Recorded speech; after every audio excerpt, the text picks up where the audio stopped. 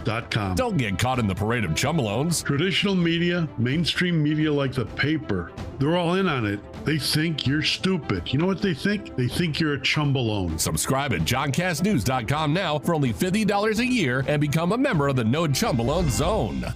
Virago is fending off viruses and making America healthy again. Hi, my name is Dr. Michael Huber. I'm one of the co-founders of Virago, the immune enhancement cocktail. Virago contains 23 natural ingredients that work synergistically to boost your immune system. Virago's natural ingredients also protect your heart, your brain, and your liver through its anti-inflammatory and antioxidant properties. Virago also promotes healthy gum health. So go to myvirago.com, that's myvirago.com, and use promo code IMMUNE to get 30% off. And remember, Maha starts with Virago. Boost your immune system with Virago. Order your bottle today. Visit myvirago.com. That's myvirago.com. And use coupon code IMMUNE to save 30%. That's myvirago.com. Use coupon code IMMUNE to save 30%. Virago and Maha, making America healthy again. Hi, it's Scott Tucker, host of Retirement Dakota with Scott Tucker. Heard on AM 560 on Sundays at 8 a.m. and again at 5 p.m. I want to offer you a free copy of my latest book, Escape Illinois, Should I Stay or Should I Go? To get your free copy of my latest book, Escape Illinois, Should I Stay or Should I Go? Just go to retirementdakota.com. That's retirementdakota.com. And please listen every Sunday at 8 a.m. and again at 5 p.m. on AM 560, The Answer. Your business is under attack 24 hours a day, 7 days a week. It's a fact. Small businesses are the low-hanging fruit. You may think you're protected, but you're vulnerable in many ways, and cyber attackers actively prey on small businesses. But Turnkey can protect you. Turnkey is the key to cyber protection. Turnkey has a quick and efficient 12-point evaluation to determine if your business, your profits, are at risk. And right now, for a limited time, Turnkey is offering the first month of service to all new customers free. Peace of mind, free. It includes all Microsoft licensing, antivirus, anti-malware, and completed data backup both on-site and off-site, plus help desk support. Don't leave you, your employees, and your customers vulnerable. Talk to Turnkey. Visit turnkey.pro. 3 decades of experience. That's turnkey.pro. Turnkey, the champion of small business. For nearly a decade, AM 560 has marked the start of summer with a night of cigar smoking and great conversation. And this year, we've expanded Cigar Night to 2 nights. Wednesday, May 21st at Gobert's Farm in Pingree Grove, and Thursday, May 22nd at Gaelic Park in Oak Forest. Featuring the great Larry Elder, along with AM 560's Dan Proft and Sean Thompson. Tickets are on sale now at 560theanswer.com/cigar. That's 560theanswer.com/cigar. Sponsored by Air Right Heating and Cooling. It's April 22nd, and this is your Fox Daily Snapshot. Today is Earth Day, the anniversary of the start of the modern environmental movement. It was first celebrated in 1970. Also on this day, in 2004, a football player turned military man is killed by friendly fire in Afghanistan. Pat Tillman enlisted in the Army after the September 11th attacks. He was shot by fellow Rangers at the age of 27, a death that was originally covered up by the military. German and Nazi leader Adolf Hitler concedes defeat in 1945. After learning that Soviet forces made their way into Berlin, he announced from his underground bunker that he would commit suicide. Richard Nixon dies in 1994. He had suffered a major stroke several days earlier. He was the 37th president, but resigned, the only one to ever do so because of likely impeachment and removal from office because of the Watergate scandal. I'm CJ Papa. That's your Fox Daily Snapshot. That shot was money, Lisa. Hey, speaking of, did you ever figure out what to do with your parents' old coin collection? Not yet. I need a reputable dealer to appraise them. I have no clue what they're worth. I just finished working on my dad's estate collections. I took it all to Fox Valley Coins. Their customer service was the best. Plus, they're super honest and reputable, but most importantly, experienced. They'll give you the best prices. Really? They handle estate collections? Absolutely. Buying, selling, appraising, they do it all. It was quick and simple, and we maintained our privacy. Fox Valley Coins made the whole process easy. That's exactly what I need. Are they local? Right in Naperville. They have an easy website to remember. FoxValleyCoins.com. Perfect. Perfect. Now let's see if you can return this shot. Whether buying or selling or just want valuation, Fox Valley Coins is your trusted gold and silver dealer. Visit Fox Valley Coins, 1 light north of I-88 on Route 59 at the Naperville-Warrenville border. FoxValleyCoins.com. Family-owned integrity since 1981. Living with chronic joint pain is like trying to get comfortable on a cactus sofa. Ouch! Nothing feels good. And forget trying to do the things you enjoyed this spring, like golfing, hiking, tennis. Hi, Amy Jacobson here, and I want you to know something. Dr. Ashley Caravelli and the medical pros at QC Kinetics here in Chicago are on the case. I spoke to my friend in Utah who had regenerative medicine with QC Kinetics, and now she does not need that right hip replacement. Seriously, listen up. If you have joint pain in your knees, hips, shoulders, back, with QC Kinetics, the science is solid. They give you back your life without surgery, without drugs, and without any downtime. If you're curious if you're a candidate for these treatments, no problem. The consultation is free with appointments on Saturdays. Now's the best time to get started. Call QC Kinetics at 312-809-5955. That's 312-809-5955. 312-809-5955. QC Kinetics. Can you afford not to have effective video surveillance? Is your outdoor inventory at risk? Theft and vandalism can hit your bottom line hard. Stop these events before they happen. Monitor your business 24/7 with alarm detection systems. We prevent crime with live operators watching video alerts, ensuring your assets and employees are secure. It's not worth the liability when you can effectively protect what matters most. Call ADS at 1-630-844-6322 or visit adsalarm.com for a free demo. Alarm license number 127000143. Spending too much on security guards to patrol your property? With rising crime rates, guards may not be enough. And the cost, it's adding up fast. At Alarm Detection Systems, we offer a more innovative solution. Live video monitoring. Cameras provide extra coverage in even the hardest to reach areas. Unlike guards, they never get intimidated. Our operators watch video alerts in real time, cut costs, increase coverage, and stay secure. Call ADS at 1-630-844-6322 or visit adsalarm.com for a free demo. Alarm license number 127000143. Don't miss Destination Retirement with Robert Kuhn every Sunday from 11 to 12. Robert has a different way of looking at retirement from most financial advisors and is happy to share his ideas with you every week. So don't miss what he has to say on AM 560 The Answer.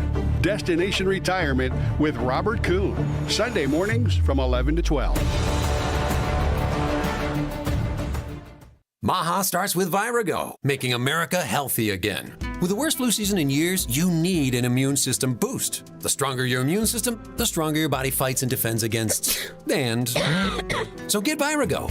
Virago Immune Enhancement Support is a unique blend of 23 nutraceuticals, ingredients that have been available as individual nutraceuticals, but now working in synergy to maximize their effects. Recommended by medical physicians, dentists, and other healthcare professionals, Virago is the nutraceutical cocktail for immune support. Developed to strengthen your immune system for quick response to immune challenges, for short and long-term immunity, antiviral, anti-inflammatory, antioxidant. It even protects your heart, kidneys, liver, all in a unique liquid supplement for better absorption. Order online at myvirago.com.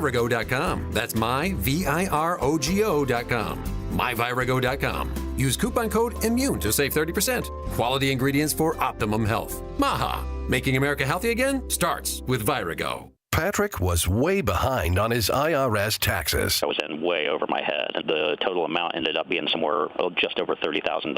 $30,000.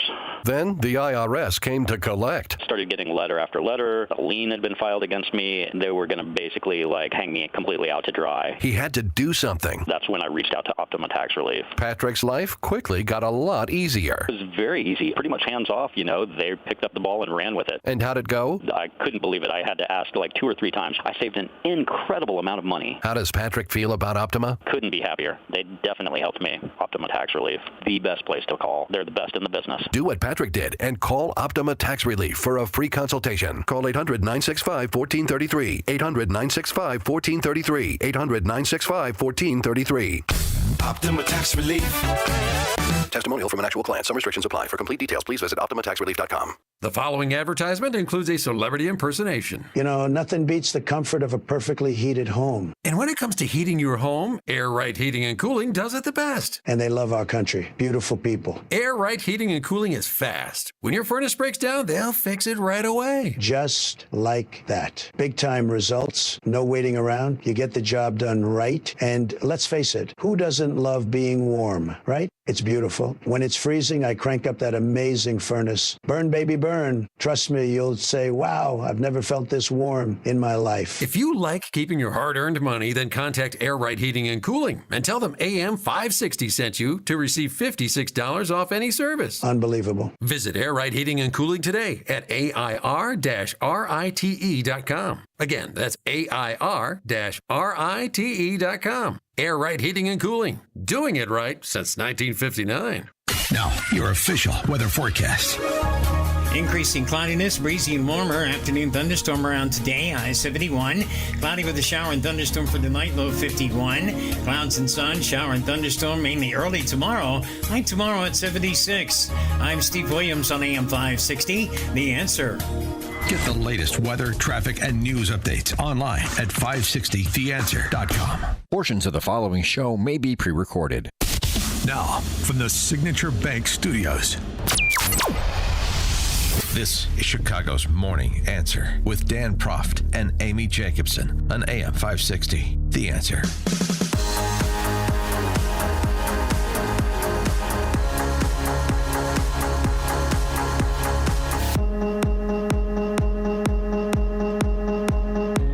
Top of the morning, Dan and Amy. Is Defense Secretary Pete Hegseth on his way out? I know we spoke about this a bit yesterday with Stephen Bucci, and I understand the damage control that the White House is provided over the weekend and into yesterday. And I understand that pre-Easter egg hunt, President Trump gave Hegseth his backing. I mean, I hear they're doing that whole thing again. Here we go again. Just a waste of time. He is doing a great job. Why do you still have confidence? Because he's doing a great job. Ask the Houthis how he's doing. Ask the Houthis how much dysfunction there's none. Pete's doing a great job. Everybody's happy with him. We have the highest recruitment numbers I think they've had in 28 years. No, he's doing a great job. It's just fake news. They just bring up stories. I guess it sounds like disgruntled employees. You know, he was put there to get rid of a lot of bad people, and that's what he's doing. So you don't always have friends when you do that. Should he stop? You can ask the Houthis, you can ask the Blowfish, you can also ask the Houthis about the job that Pete Hegseth is doing. 312-642-5600, turnkey.pro answer line. Nevertheless, the rumors inside the Beltway, speaking of leaking and rumor mongering, that's part of politics. You have to get used to it. They persist that the Trump administration is looking, if not for a replacement, then at least for someone to have in the emergency class were a replacement needed. This is what is being bandied about. Right. So one wonders if what Hegseth has done in his first month or so in that position as defense secretary, what he has done and what has occurred on his watch, if it's too much political capital for Trump to spend in order to maintain him. I assume that is the calculus going on in certain quarters, maybe not at the presidential level at this point, but ultimately, even if you were loyal to a fault, there is a political calculus with these things. 312-642-5600, turnkey.pro answer line. You could also text us on that very same line. It's kind of like watching a soap opera all day, Dan. Is he in? Is he out? Are they secretly trying to replace him? But Pete Hegseth was at the same Easter egg role and was defending his actions and just saying, you know, these are disgruntled employees. You know, what a big surprise that a few leakers get fired and suddenly a bunch of hit pieces come out from the same media that peddled the Russia hoax. Won't give back their Pulitzers. They got Pulitzers for a bunch of lies. Pulitzers for a bunch of lies. What about comments from John and Williams? On hoaxes, time and time and time again. And as they peddle those lies, no one ever calls them on it. See, this is what the media does. They take anonymous sources from disgruntled former employees, and then they try to slash and burn people and ruin their reputations. Not going to work with me, because we're changing the Defense Department, putting the Pentagon back in the hands of warfighters, and anonymous smears from disgruntled former employees on old news doesn't matter. So I'm happy to be here at the Easter egg roll with my dad and my kids, because, you know, this is what we're doing it for. These kids right here. This is why we're fighting the fake news media. This is why we're fighting slash and burn Democrats. This is why we're fighting hoaxsters. This group, no, this group right here, full of hoaxsters that peddle anonymous sources from leakers with access to grind, and then you put it all together as if it's some news story. And when we know exactly what it is. It was almost Nixonian. That's all well and good to question the credibility of the New York Times or CNN. Again, we went through this with Steve Bucci yesterday. But the problem is the criticisms are coming from inside the agency, from erstwhile Trump supporters, erstwhile Trump staffers, some of whom are holdovers from his first term. So I know this is the official line here from the damage control people, including Caroline Leavitt, who was on Fox and Friends yesterday, more or less repeating what you just heard from Hegseth. The president stands strongly behind Secretary Hegseth, who is doing a phenomenal job leading the Pentagon. And this is what happens when the entire Pentagon is working against you and working against the monumental change that you are trying to implement. Secretary Hegseth was nominated for this position because he is standing up for the war fighter, the men and women in uniform who are putting their lives on the line to protect our country and our homeland. And unfortunately, there have been people at that building who don't like the change the secretary is trying to bring, so they are leaking and they are lying to the mainstream media. We've seen this game played before.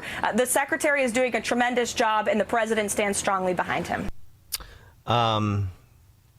Okay. Well, the problem is that John Ulyat, who you heard one of the reporters ask about, is a former chief Pentagon spokesman who led the NSC, communications at the NSC, and the Department of Veterans Affairs in Trump's first term. He was a senior communications advisor to President Trump's 2016 campaign. He wrote in Politico, "It's been a month of total chaos at the Pentagon. From links of sensitive operational plans to mass firings, the dysfunction is now a major distraction for the president, who deserves better from his senior leadership. The latest flashpoint is a near collapse inside the Pentagon's top ranks.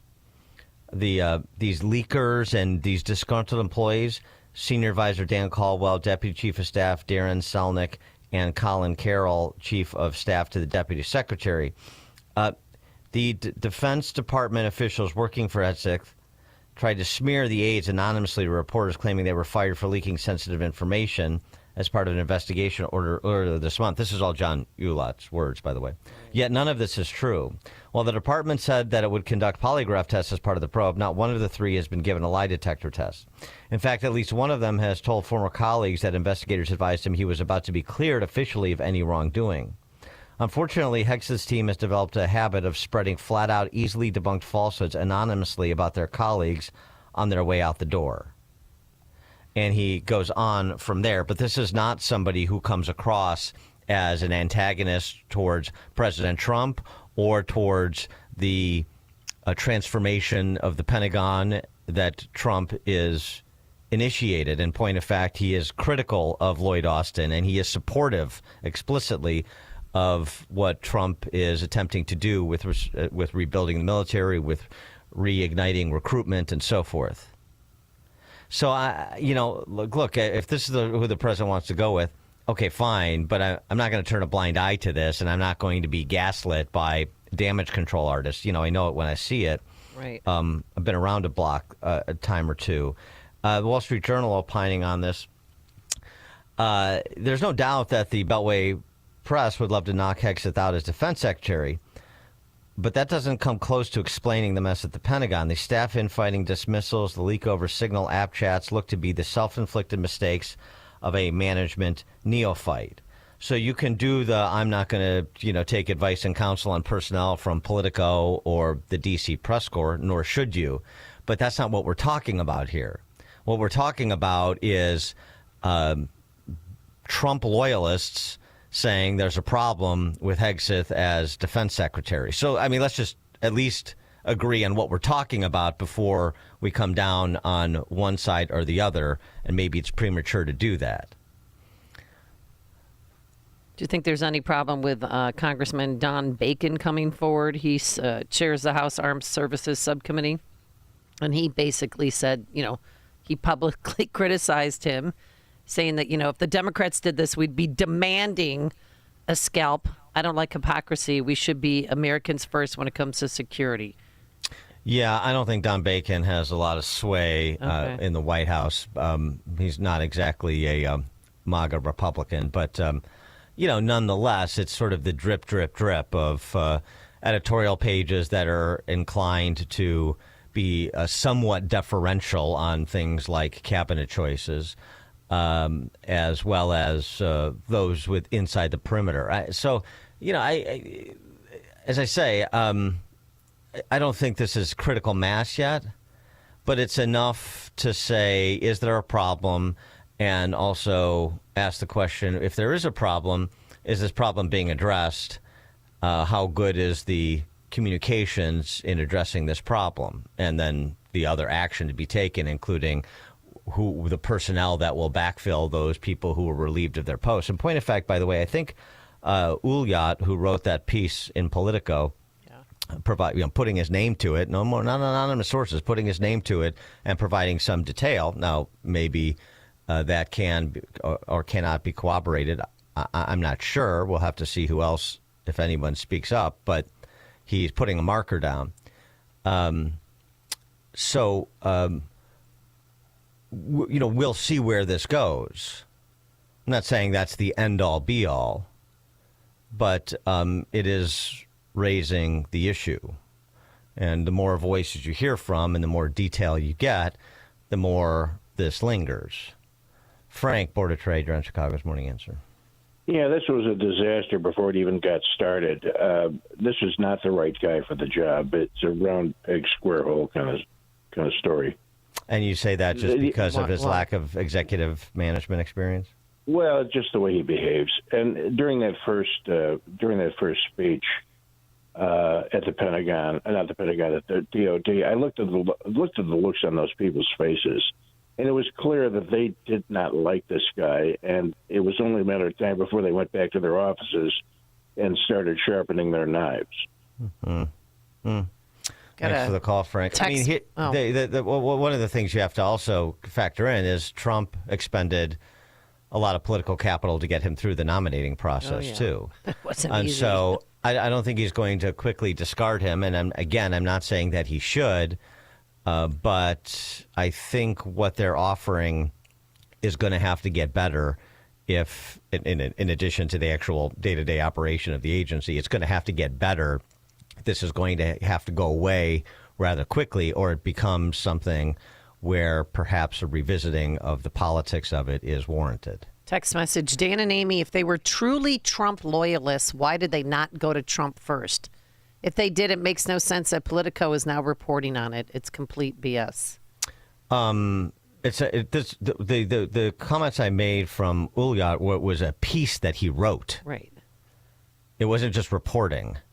Yeah, I mean, that's a fair question. I don't know and we don't know what channels they attempted to use, whether inside the Pentagon or outside the Pentagon in the West Wing. Don't know. But you don't have anybody criticizing Trump or what Trump's trying to do. You have them criticizing Hegseth as the wrong guy to accomplish what Trump is trying to do. Those are not the same things. Craig in Mount Greenwood. Oh, hey, good morning, Dan. Thank you for taking my call. Put that card aside there. Listen, this is a great example of how when somebody is doing something that really gets under the skin of the left, and who knows, like all the different players here and everything, but Hegseth is doing something that he's got their attention and they're ruffled up.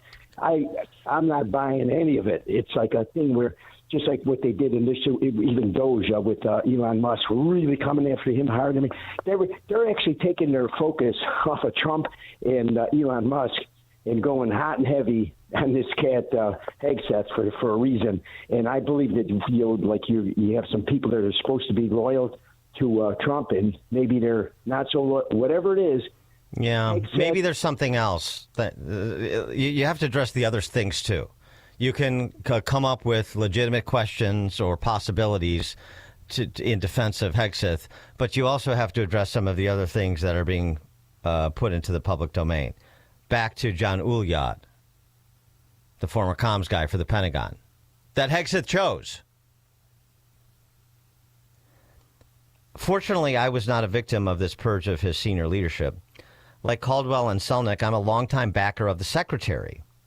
In December, he's talking about Hegseth. In December, when his Senate confirmation was in jeopardy, I wrote an opinion piece arguing strongly he was the best man to shake things up at a Pentagon in need of serious reform.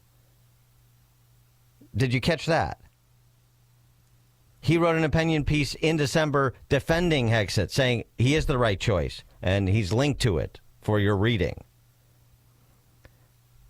A month later, Hegseth invited me to stand up and lead the Pentagon public affairs operation for his initial time in the building, and then possibly take on another position in the department after that. We accomplished a lot together, including bringing new, largely more conservative media outlets into the Pentagon press space and ensuring the public understands Trump's commitment to rebuilding our military after 4 years of drift under President Joe Biden and Secretary of Defense Lloyd Austin. Last week, a month after leaving my public affairs role, I respectfully declined the secretary's generous offer for a new position and informed him of my decision to leave the department, wishing him all the best. I value his friendship, and I'm grateful for his giving me the opportunity to serve. I salute his leadership in helping the president make America strong again. Yet even strong backers of the secretary like me must admit the last month has been a full-blown meltdown at the Pentagon and is becoming a real problem for the administration. And he goes through the particulars that we've gone through. Does that sound like somebody who's not a Trump loyalist?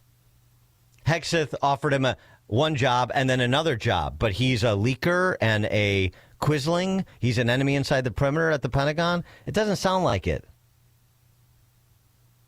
So, like I said, just attacking CNN and New York Times or questioning the credibility of them, that's fine. They're not worthy of the benefit of the doubt. But I'm talking about this guy and what he represents and what he's saying. And you can't just dismiss it out of hand, not to be fair, if you want to try to get to the bottom of what's going on.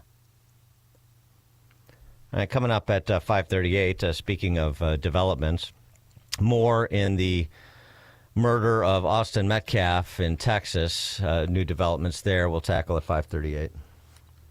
But now let's head into the newsroom. And welcome back, Nikki Whaley. Good morning. It's 46 degrees in Chicago in the AM 560 The Answer newsroom. I'm Nikki Whaley. Federal authorities are looking into a theft involving Homeland Security Secretary Kristi Noem. It happened while Noem was out to dinner with her family on Sunday in Northwest D.C. A suspect wearing an N95 mask allegedly sat next to Noem's table and managed to slide her purse away with his foot before walking out of the restaurant. Among the items reportedly in the purse were several $1,000s in cash, Noem's DHS ID and access card, her credit cards, her passport, and driver's license. The D.C. Police Department was not initially notified about the theft, and reports indicate the Secret Service is handling the investigation. A suburban Lyons man is accused of gunning down a postal worker on a Stevenson Expressway ramp in downtown Chicago. Police say Angel Reyes shot and killed Damon Dunning on May 3rd in 2024. The victim's family says he was a target of road rage. Reyes has been charged with murder and is being held pending his first court appearance. This report is sponsored by Macy's Backstage. What will you find at Macy's Backstage? How about fun Mother's Day gifts, all for under $15? Get low prices every day on unique finds before they're gone. In-store only at Macy's Backstage today. Find a location near you at macy'sbackstage.com. Off price, on trend, arriving daily. A check of the roads coming up in 2 minutes on AM 560 The Answer. For nearly a decade, AM 560 has marked the start of summer with a night of cigar smoking and great conversation. And this year, we've expanded Cigar Night to 2 nights. Wednesday, May 21st at Gobert's Farm in Pingree Grove. And Thursday, May 22nd at Gaelic Park in Oak Forest. Featuring the great Larry Elder, along with AM 560's Dan Proft and Sean Thompson. Tickets are on sale now at 560theanswer.com/cigar. That's 560theanswer.com/cigar. Sponsored by Goldilocks, Doors, Locks, and Security. Do you remember when you were a kid and you fantasized that your bicycle was a motorcycle? Maybe you even put baseball cards in the spokes to make it sound like a motorcycle, but it really wasn't a motorcycle. Sometimes things just aren't what you want them to be. Like, let's take your retirement, for instance. Sometimes it looks like the numbers are getting to a pretty high amount. Might be $500,000, maybe $1 million, maybe more. But did you factor in all of the things like inflation, taxes, unpredictable market activities, things that make the numbers not appear what they are? Security in your retirement. Does it make you worry sometimes when you see market activity or you hear contradictory evidence of inflation numbers?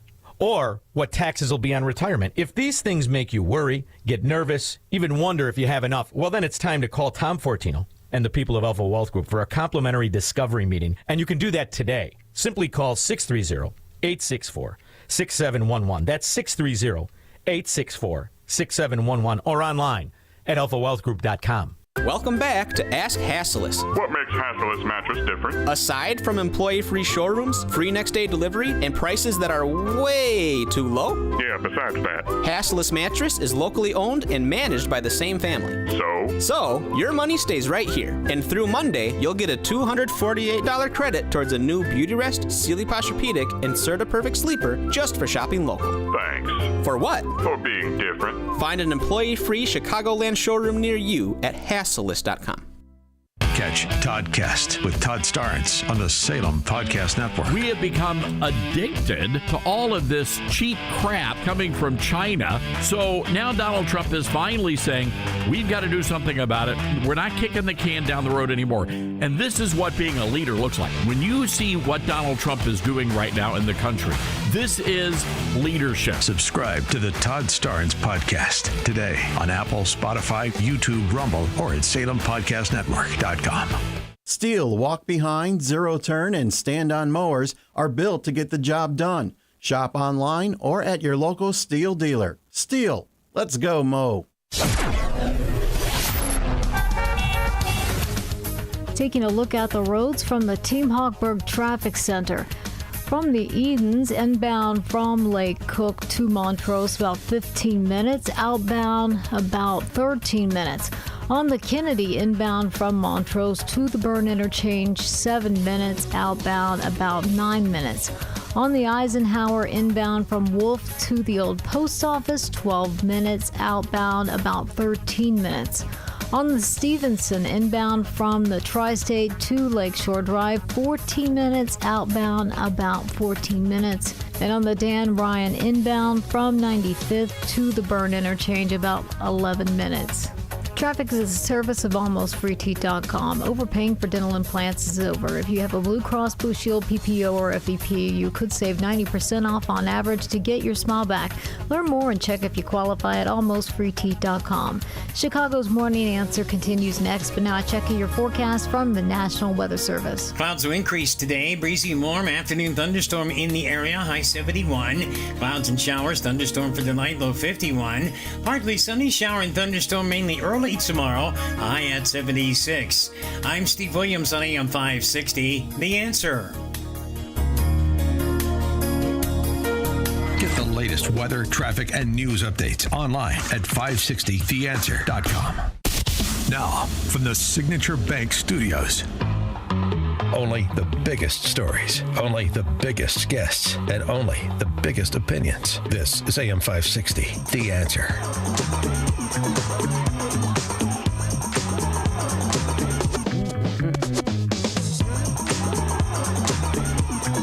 Top of the morning, Dan and Amy.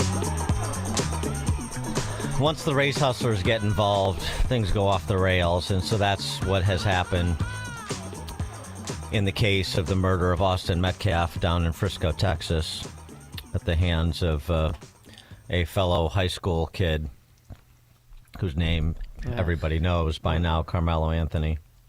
No relation. The race hustler in question is this dude named Dominique Alexander, who runs something called the Next Generation Action Network, and I think presents himself as some sort of half-assed minister. Well, he's been talking a lot in the last week at the press conference that Mom had, at the press conference where Mr. Metcalf, Austin's dad, showed up and he got lectured to by Dominique Alexander. And all I'm going to say, so it don't be asked later, is that was disrespectful. Oh, you're disrespectful. And just shows you all the character who is not invited. He knows that it's inappropriate to be near this family, but he did it. And so I say to people, actions speak louder than words. Okay? What he has failed into is the political operatives that want to make this thing a political thing of hate, yet bigotry, and yet racism. We have conservative operatives that have been posting nonstop about this case. Right. He's the one who wants to make it Right. political and racial. Sure. It was an open press conference. They had a press conference. They invited people. It was in a public place. He showed up. What's what's more inappropriate? Your client allegedly killing his son. God, I want to smack him. And this guy, Dominic Alexander, is an alleged... Dominique. Well, whatever. He's a convicted felon who allegedly beat his wife and sent her to the emergency room, but okay. Well, Everybody's family- a wife beater now. Yeah, that's great. Well, the family could do a better job of retaining a spokesperson than Dominique Alexander. I'll tell you that. I mean, I'm sympathetic to what Anthony's mom had to say to some extent last week at that press conference, but to have this guy as your front person is unhelpful. He's issued another press release. Oh no! That the family, I'm talking about the Anthony family, he's representing in some way, has received disturbing things in the mail, including Metcalf's obituary. We are sharing images and documentation of the threats the family has faced this past weekend to make the public aware of the dangerous atmosphere that's been created, an atmosphere fueled by organized hate, systemic racism, and intentional misinformation. It is both heartbreaking and infuriating to see the depths of hate and bigotry still alive and well in our society. You have a demagogue like Dominique Alexander that stokes animus through his own ignorant ravings and then decries the reaction that he is intending to generate. That's the scam. That's the hustle. It's an aspect of the hustle. By the way, the Frisco Police Department, they have received no reports. They have received no reports of any threats against Carmelo Anthony. Our department does not have any reported cases involving the Anthony family being threatened. Okay. But they did get a call to show up to Metcalf's house over the weekend because... he got swatted. He got swatted. Hours after that press conference, he went home and they swatted somebody. Said there was somebody's being held against their will, and police came. You know what swatting is. It's illegal. Shouldn't be doing it. And that's, I don't leave that family alone. And I agree with you about Carmelo's mom. I mean, her 13-year-old daughter's getting threats. They're getting threats. That's not cool. Don't do that either. The swatting was officers responded to a gunshot call involving the Metcalf family, which turned out to be swatting. So that, it's a dangerous situation for the officers, a dangerous situation for Metcalf. We've had this is one of the tools the left uses as part of their efforts to achieve political ends through violence or the instigation of violence. So this is the social media rhetoric is overheated in both directions, as one would expect in such a situation. But the underlying problem that Dominique Alexander and the family have, even as they plead for their son's due process rights, and absolutely, he's entitled to his day in court, and he'll have it. No one is complaining about that. But the problem they have is all this rumor mongering, and we heard some of it on the show. We got a caller, somebody that knows a teacher down at the school in question, allegedly, suggesting that there was more to this story, that maybe there was history between the Metcalf brothers and Carmelo Anthony. Maybe there was something else that happened that day. Well, maybe there is, and maybe there was, but none of it has come to light yet. And I know he's going to have his day in court, but we also live in the real world, and we know how these cases, these high-profile cases are treated. They're largely litigated in the public arena before they ever reach a courtroom. So it's I'm a little curious as to the contentions that there's more here when those parties that have an interest in presenting a contextualization of this killing have yet to present anything. 312-642-5600, turnkey.pro answer line. I'm also a little skeptical that there is more here when, in lieu of the people that have an incentive to present information that would provide contextualization, that would maybe raise some questions about the culpability of one Carmelo Anthony, instead of doing that, what are we hearing? We're hearing the sort of, again, Sharpton-esque rhetoric from Dominique Alexander we've come to expect in these cases where one side wants to make it about race. And you have this sort of populating, this sort of dialogue, if you will, populating social media. This was a Zoom call that was set up by a YouTuber, I guess, that has some sort of following, whatever that even means anymore. Anton Daniels. So this was a group of black men and black women talking about the Carmelo Anthony killing of Austin Metcalf, and listen to the comparisons. Say one thing. I just want to answer your question. Who killed who or whatnot.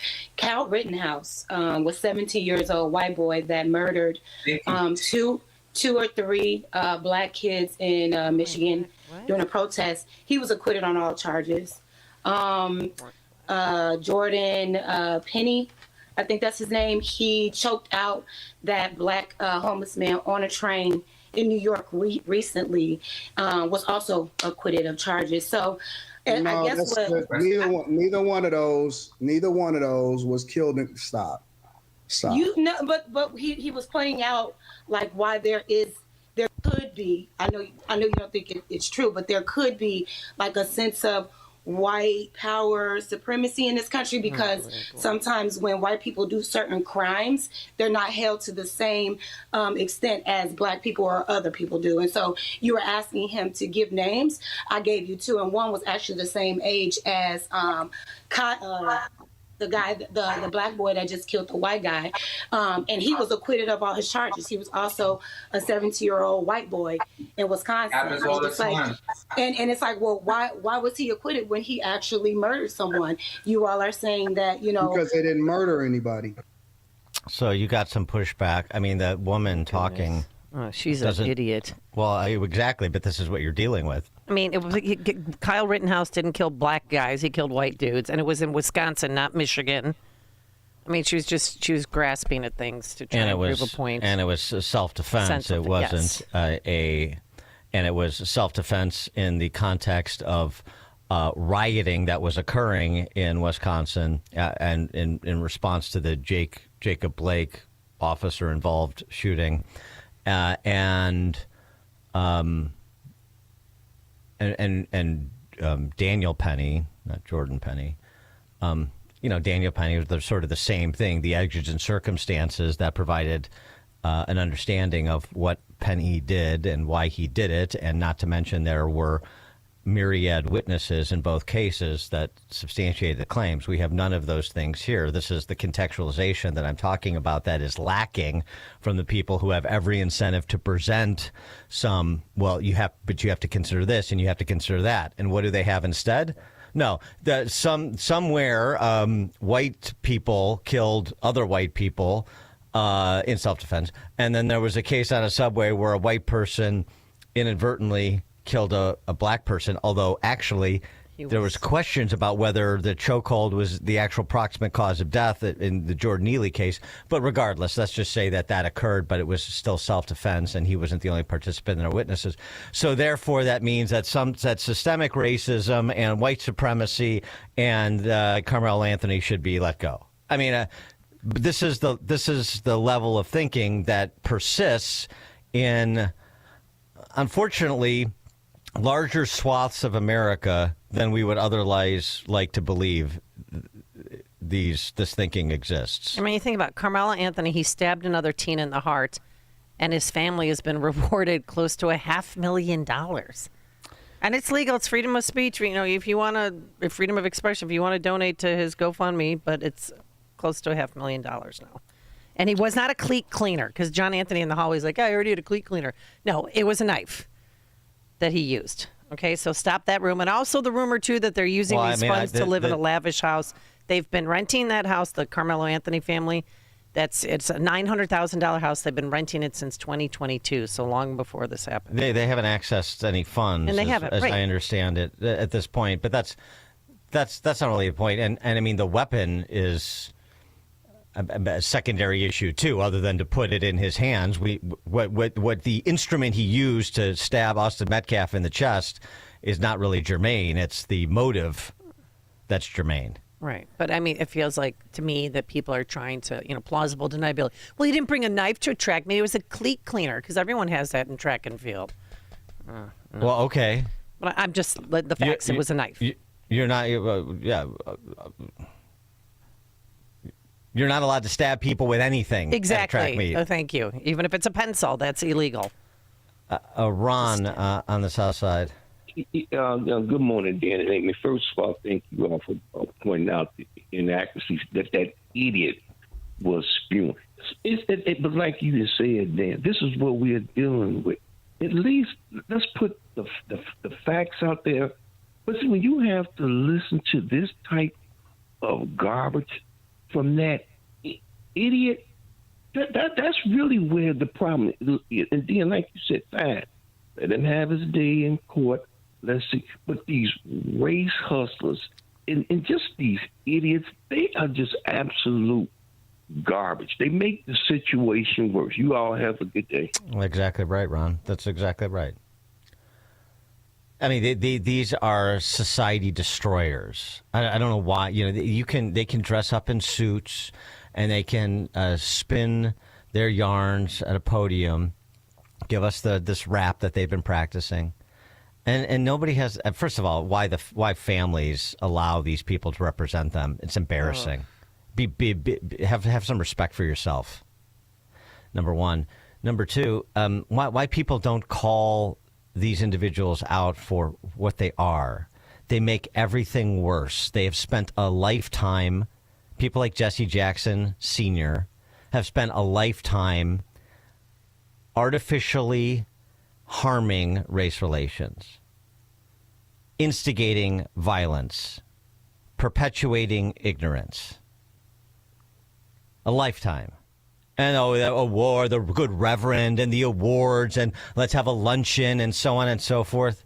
These are some of the worst people America has ever produced. These people that spend a lifetime enriching themselves parasitically by stoking racial hatred where it otherwise does not exist, or certainly doesn't to the extent that they claim and they manufacture.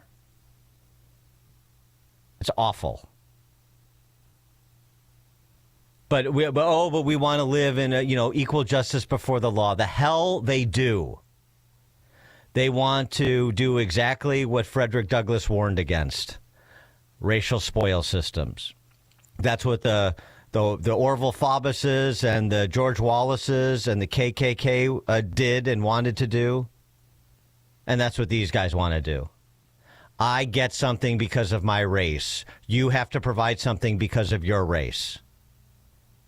They're two sides of the same coin. They're despicable people. Brian in St. John. Hey, good morning. So, after hearing that silliness of the podcast, it's nice to hear that someone pushed back on her misinformation she was doing. There was some pushback to it, and it goes on a little bit later. But I mean, good grief. Yeah. Yeah. So it was just the thing she seemed to forget is, as you mentioned, Anthony will get his day in court, and if she forgets per the U.S. Constitution, Rittenhouse and Penny both faced the jury of their peers and were found not guilty. So that's all I got. Thank you. Yeah, that's right. Thanks, Brian. Lewis in Brenham, Texas. Good morning, Dan. Good morning, Amy. I think people need to start focusing more on the main issue here, which is, two young men's lives are over. One by the other, but, these two young men and their families are going to be devastated for years. They both essentially lost their lives. Carmelo Anthony, from what I've seen, from what I've heard, it looks like he will be going to jail, obviously innocent until proven guilty. But, these two young, this has nothing to do with race. People need to stop putting race as an issue. This isn't nothing about it. This is two young men, for whatever reason, had a heated discussion, and one unfortunately lost his life, and the other one's life is over. And yes, both of their families are going to suffer the repercussions of this for years to come. And that is the main issue here. It is the main issue. Thanks for the call, Lewis. It is the main issue. You want it to be a cautionary tale, and that's what actually Metcalf's dad said. I mean, within hours of his son being murdered. Mm-hmm. That is the issue. Yep. Jordan in Antioch. Good morning. Yeah, listening to this douche that's down there, their spokesperson, and this girl on the podcast, it almost seems to me like they're trying to sow the seeds for another George Floyd when this kid's found guilty, because they know he's going to be found guilty. And to Brian's point, to a larger point,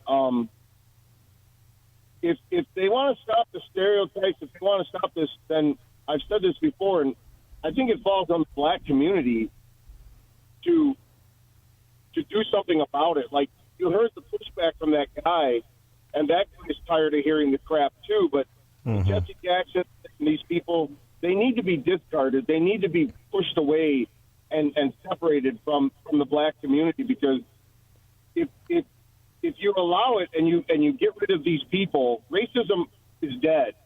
I mean, not dead, but I mean, it's not what it is without these people fomenting it.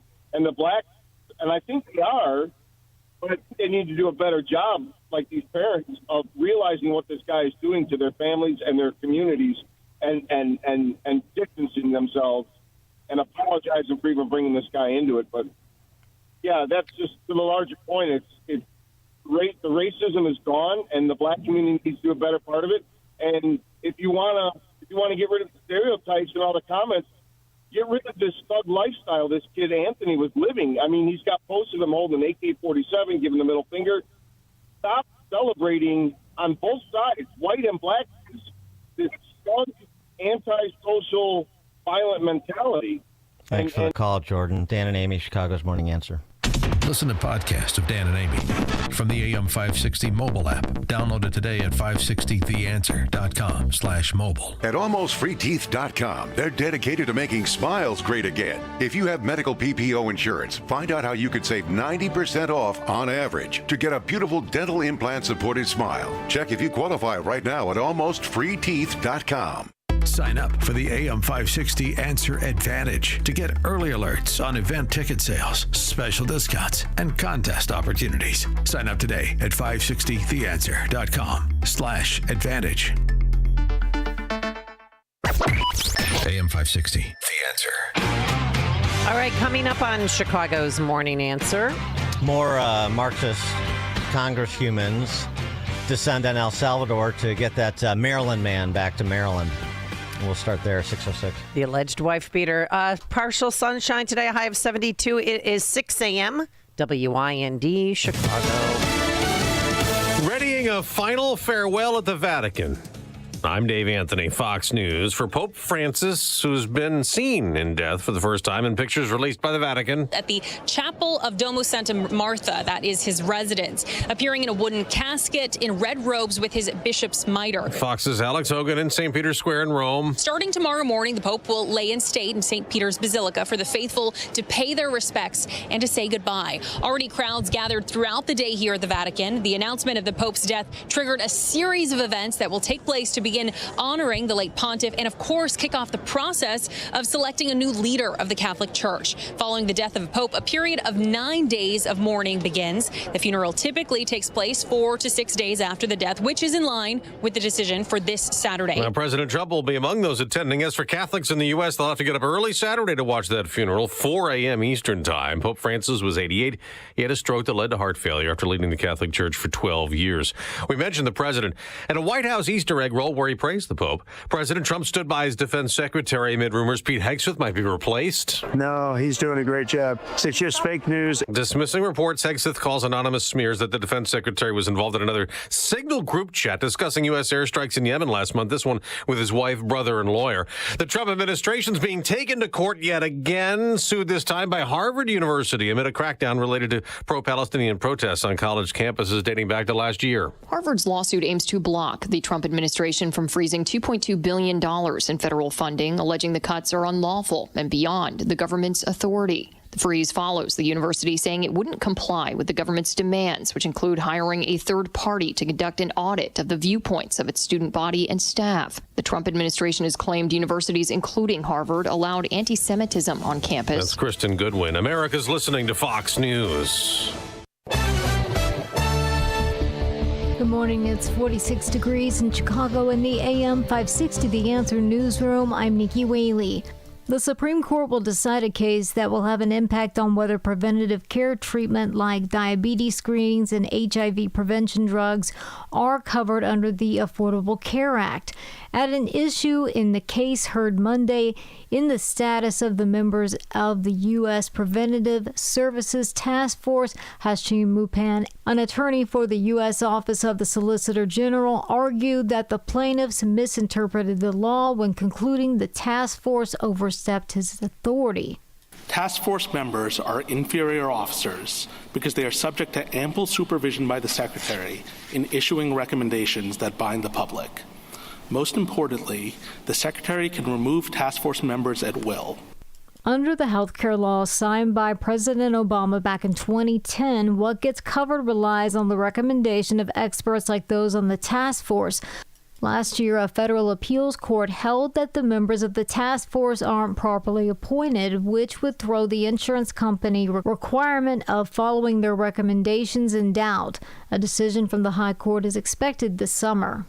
Instagram is turning to AI to look for teens lying about their age. Its parent company Meta announced Monday that it's currently in its testing phase in the U.S. The software is designed to find accounts that are believed to be teenage profiles, which would put them in the teen account settings. News is the service of Woodland Windows and Doors in Roselle. For over 52 years, Woodland has been transforming living places with Marvin windows featuring styles ranging from modern to traditional. Visit woodlandwindows.com to get started today. A check of the roads coming up in 2 minutes on AM 560 The Answer. For nearly a decade, AM 560 has marked the start of summer with a night of cigar smoking and great conversation. And this year, we've expanded Cigar Night to 2 nights. Wednesday, May 21st at Gobert's Farm in Pingree Grove, and Thursday, May 22nd at Gaelic Park in Oak Forest, featuring the great Larry Elder, along with AM 560's Dan Proft and Sean Thompson. Tickets are on sale now at 560theanswer.com/cigar. That's 560theanswer.com/cigar. Sponsored by Opum Tax Advocates and attorney Stephen A. Leahy. Spring, a time to get outside, be active, play with the grandkids, enjoy life. But if high blood pressure is holding you back, the sooner you get control of it, the sooner you'll stop being a walking time bomb. High blood pressure is a serious issue. Your blood vessels are constricted, your mortality risk is high. So what can you do besides take medications with side effects? Well, there's a delicious juice that can help bring your numbers back down. It's called 120 Life, and it has natural ingredients that have shown to lower blood pressure. Yes, a superfood juice is showing amazing results for high blood pressure without the side effects of big pharma medication. Try 120 Life risk-free now with a 2-week trial pack. Go to 120life.com and use coupon code 560 to save 15% and get free shipping. They're so sure it can lower your blood pressure in 2 weeks, they'll give your money back if you're not satisfied. Order now. That's 120life.com. Use coupon code 560 at checkout for 15% off. Surprise! Your expenses this month were way higher than you expected! Also, you forgot to renew your website domain and now you're in a bidding war! You should see the look on your face. At Progressive, we know small business owners don't usually like surprises because they cost you money. But a good surprise that could save you money? Getting a commercial auto quote from Progressive. Plus, the fridge died in the break room and now everything smells weird!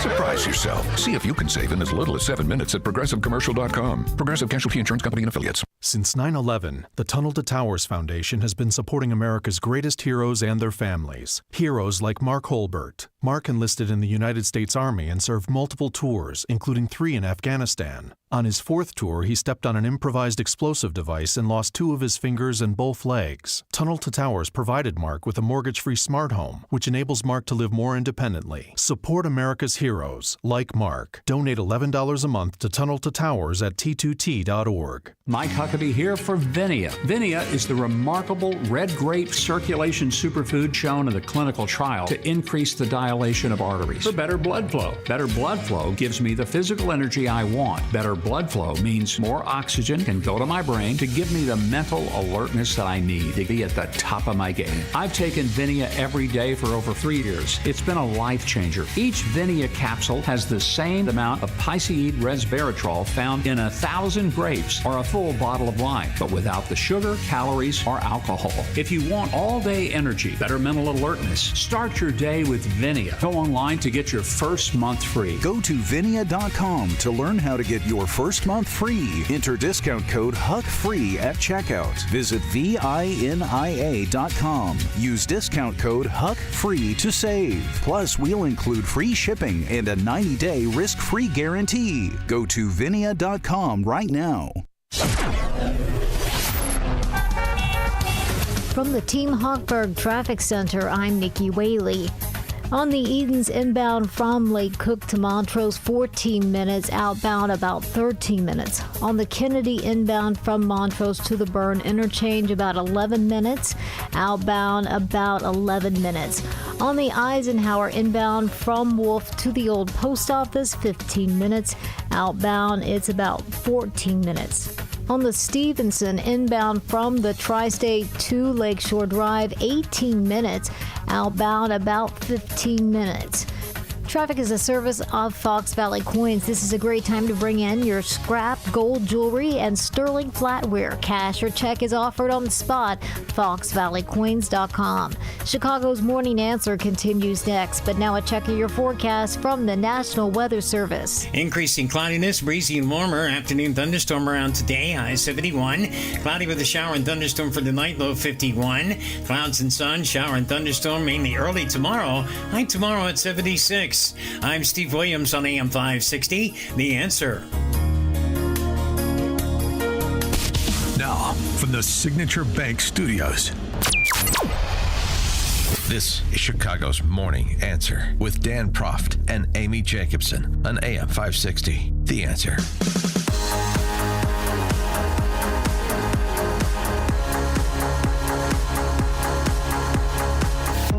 Top of the morning, Dan and Amy. Remember Maxine Dexter? Oh, yeah. She decided not to dye her hair anymore and go gray at the age of 46. Yes, and she's got a little mouth on her. She's a congresswoman from Oregon. You may remember her from rally earlier this year with government employees protesting the early retirement packages that Trump offered for government employees and so forth. I've been told I have 30 seconds, so I am going to tell you that we do have to, I don't swear in public very well, but we have to Trump.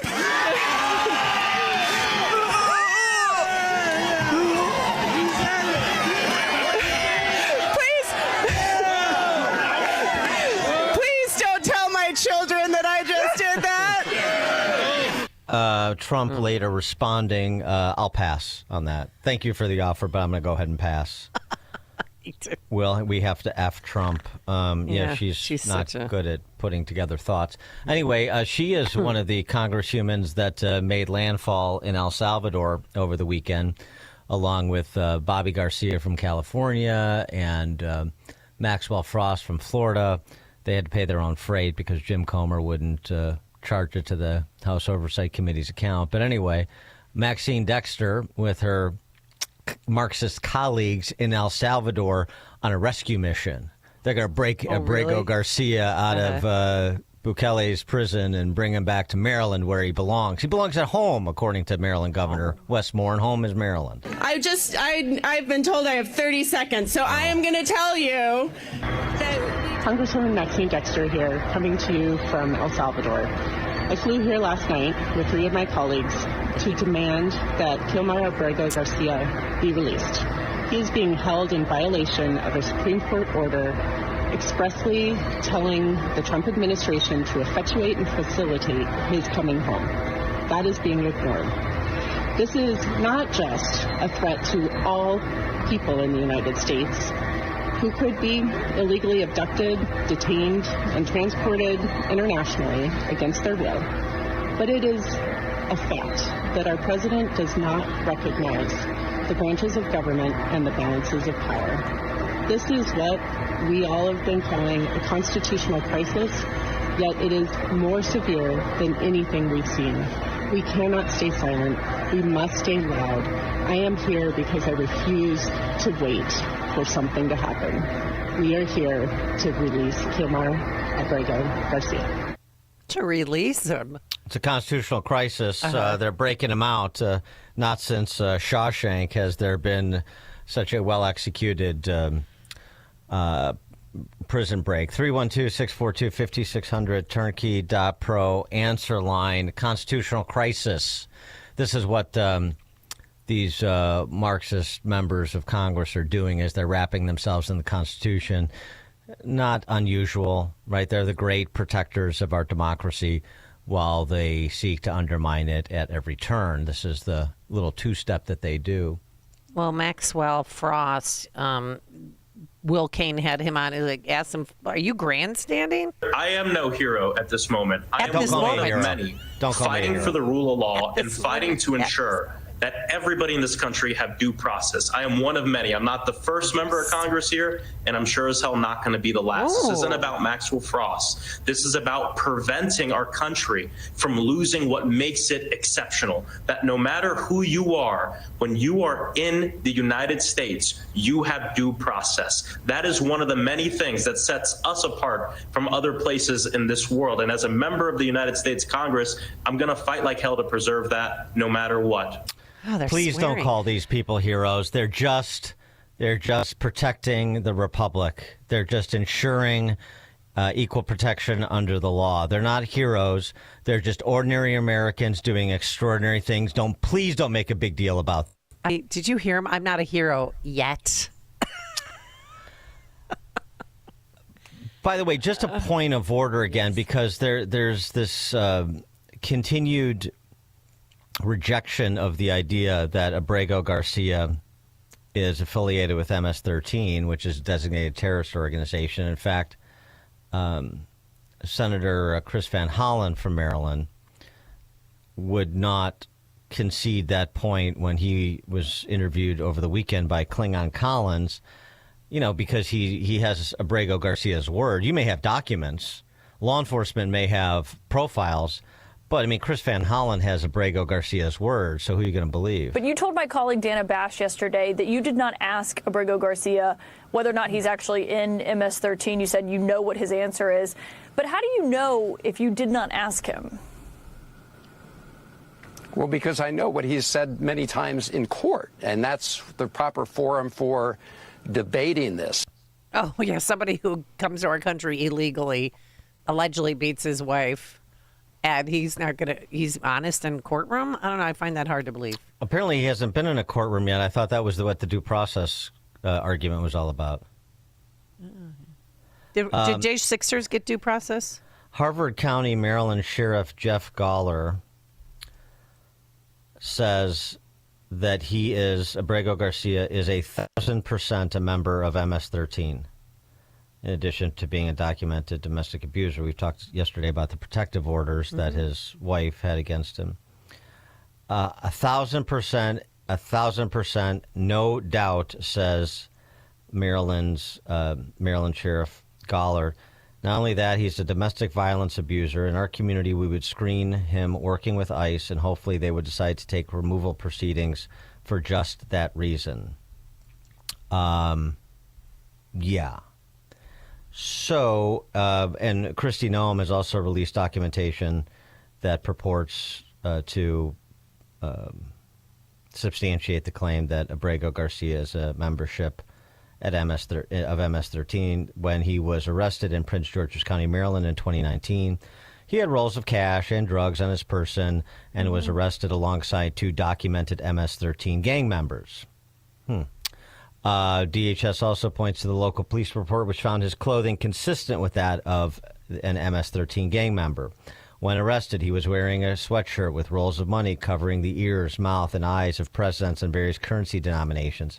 This is a known MS-13 gang symbol of see no evil, hear no evil, say no evil. They also had reliable criminal informant information confirming his membership in MS-13 that was included in the arrest report on Abrego Garcia. There's also 2 federal immigration judges that found the claims that Abrego Garcia is a member of MS-13 to be credible enough to keep him in ICE custody until he was later released. But other than that, Chris Holland is just going to go ahead and take his word for it. I mean, and it wasn't a margarita. We didn't drink margaritas. Okay, Senator. These people are so wildly unserious. It's stunning. It's just for show. So the request was denied to see Garcia. So, I mean, are they just going to hang out there until their demands are met, Dan? Or more going to come on down? I say go. Keep this going. Really. Keep backing a wife beater. I love it. This is great. Alleged. Excuse me. There's another Maryland man story. Yeah. 2 Maryland men have been arrested over the murder of a 23-year-old mother whose body was found on April 17th buried outside the Cedarville State Forest in Prince George's County. That's the same county where Garcia lived. 2 illegal immigrants arrested out of state will be transported back to Maryland to face charges. And one whose immigration status is unknown is being charged as an accessory.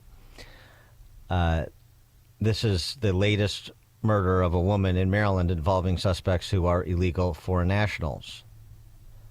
And one of the individuals who is in custody was the woman's boyfriend. Oh, boy. So, I mean, again, the preventable crimes or the result of the 4 years of lawlessness and open borders that persists and will persist if Chris Van Hollen and Maxine Dexter and Maxwell Frost and Robbie Garcia and the entire Democrat Socialist Party get their way. Joe in Naperville, you're on Chicago's Morning Answer. Yeah, everybody's missing a long ball on this one. The Democrats are only doing this because if they win the House, they're going to use this as fodder for the impeachment cannon. They're going to impeach him a 4th time over this stuff. I guarantee it. So what? And? Who's worried about Dems getting control of the House and then moving articles of impeachment? Is there somebody worried about that?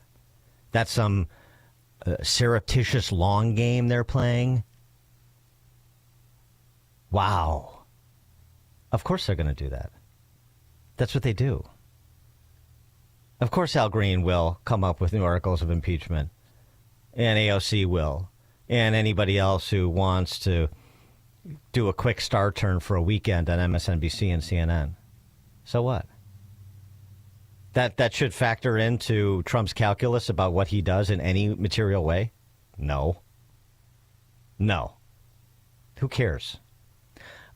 We need to be firmly in the John Wooden space here, the John Wooden mind space. If we do what we're supposed to do, it doesn't matter what they do. Text message. Dan and Amy, when does the Maryland man get a statue? I think he should become a citizen and run for office. They'd probably vote for him. George in Naperville. Yes, I think it's so funny that the party of pardons is so interested in due process. Yeah. Well, I think it's interesting that the Supreme Court is so concerned about Trump abiding their order to facilitate Abrego Garcia's return that they have stopped abiding the rule of law and the separation of power between the three branches. That's another interesting development. Nothing like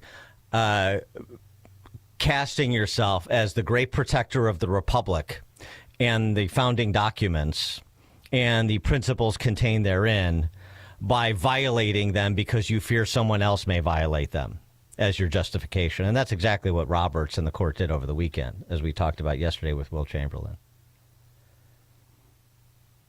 Really a mess here. And this is the point that Stephen Miller made in pertinent part on Newsmax. Well, any American citizen who was persecuted, who was innocent related to January 6th, do you think they could just get this kind of relief, this kind of process? No. It was never available to them. Yeah. The whole system was rigged against them, just like it's rigged in favor of illegal alien invaders.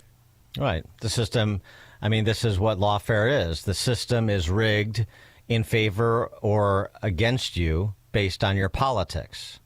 And it persists. No, I know there's some, reckoning afoot with Letitia James and perhaps some others. But in terms of these fundamental policy issues, particularly when you have the Supreme Court behaving like it did over the weekend, Miller's right. The system is rigged for people in this country illegally at present. It's a remarkable thing to say. And by definition, forget J6 for a second. By definition, if it's rigged for people who have broken the law and are in this country illegally, then it by definition is rigged against American citizens who follow the law.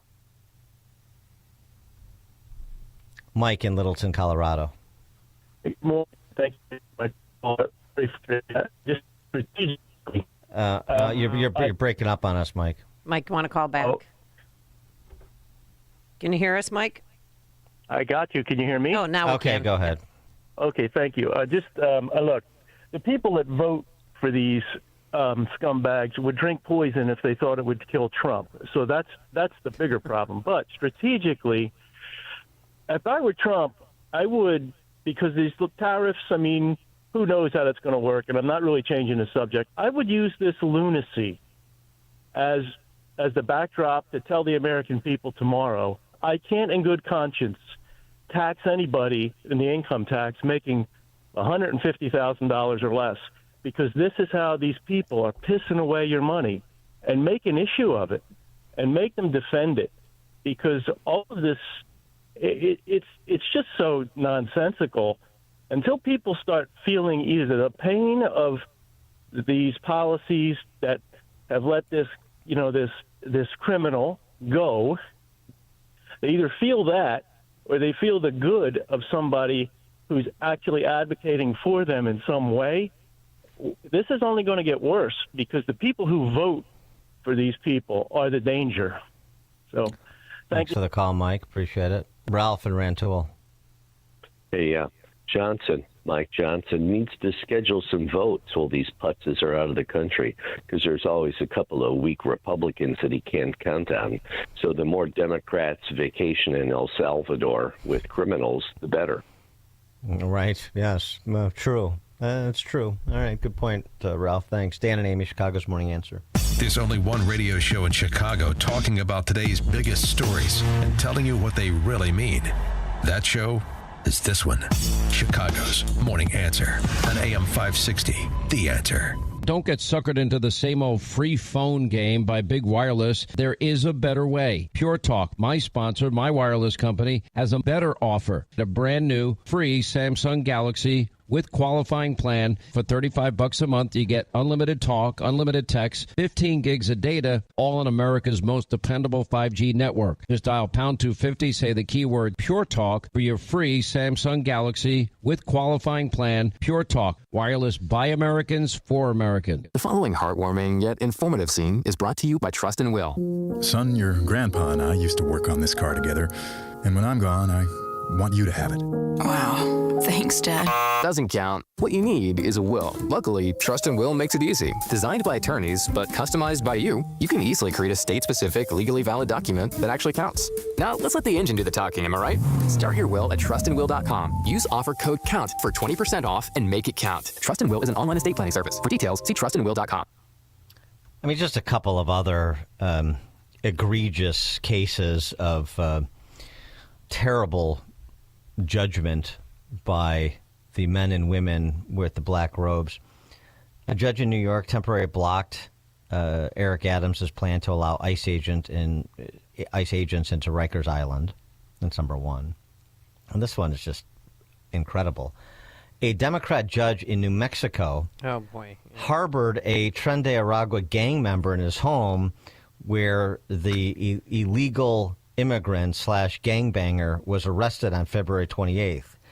He has now resigned as the magistrate judge in New Mexico. What got a new roommate, huh? And there's all pictures of him, with weapons and what is going on? There really is a problem with the judiciary certainly at the federal district court level and at state levels, particularly in states that are dominated by the left.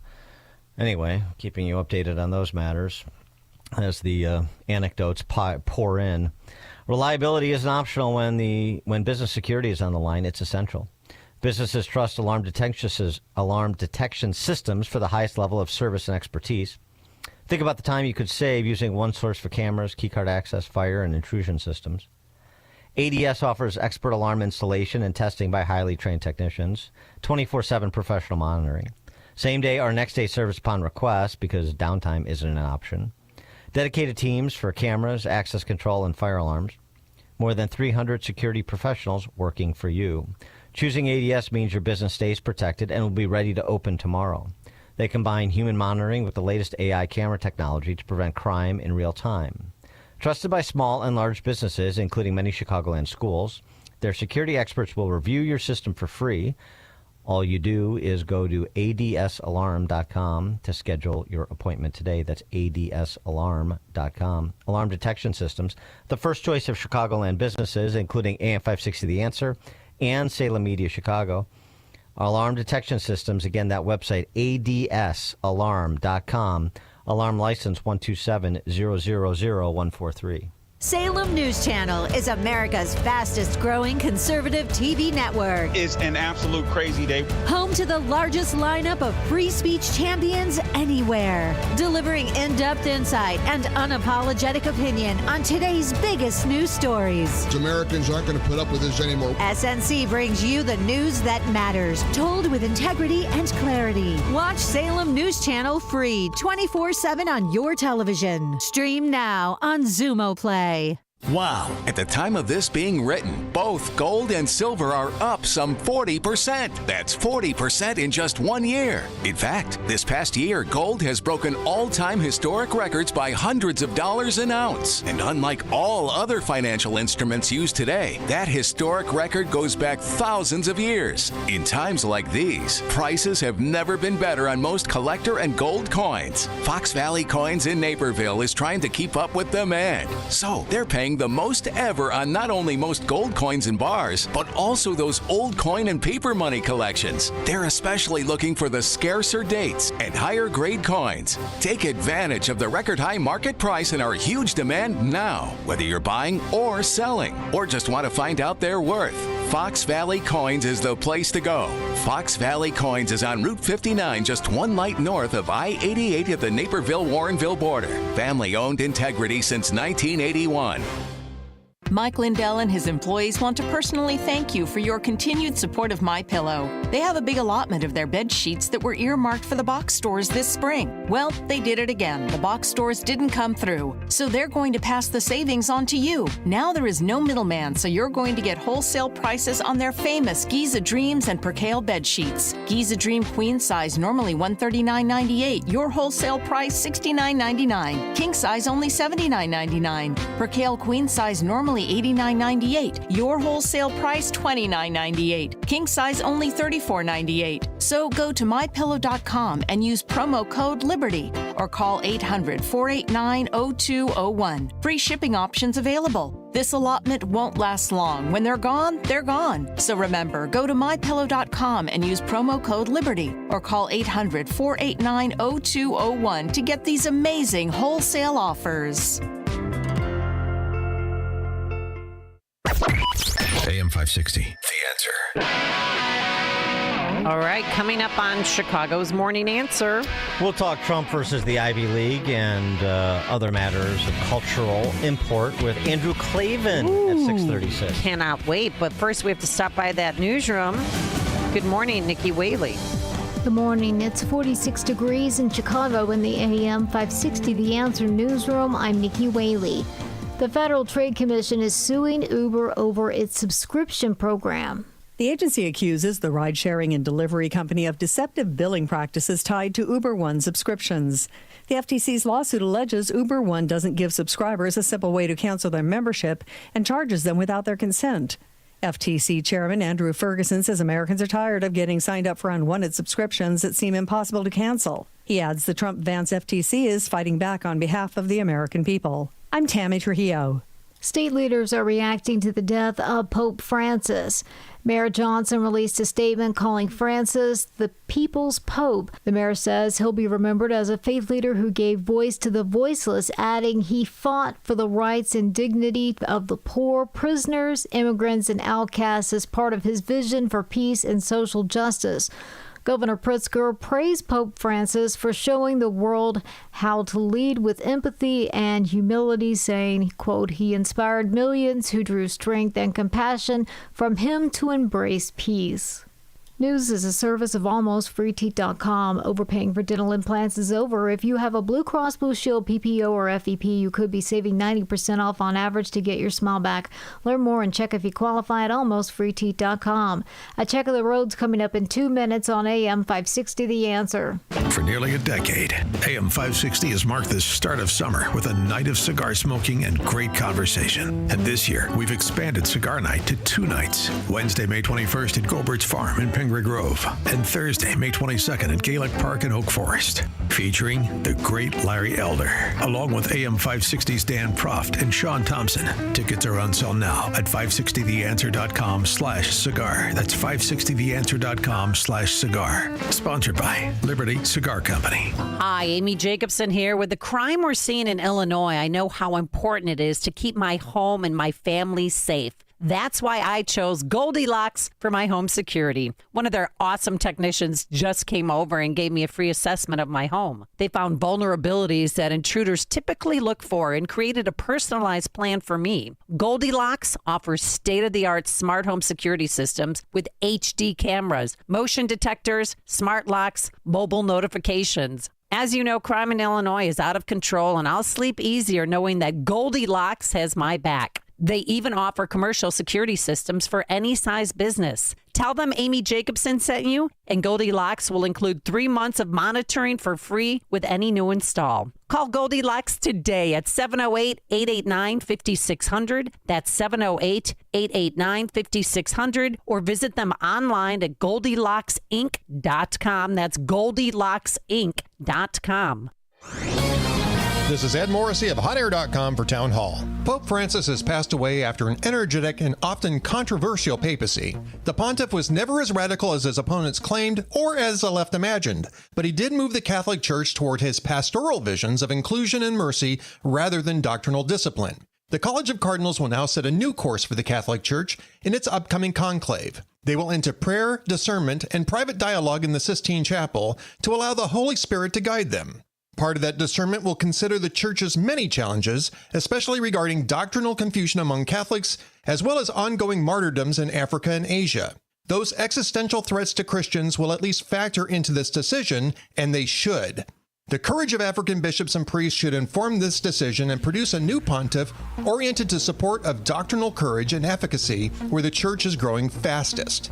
Pray for the cardinals who will choose the direction of the Vatican that they discern wisely. Need to hire quality candidates fast? You need Indeed. Our video interview tool makes it easy and effortless to meet with candidates. Visit Indeed.com/credit.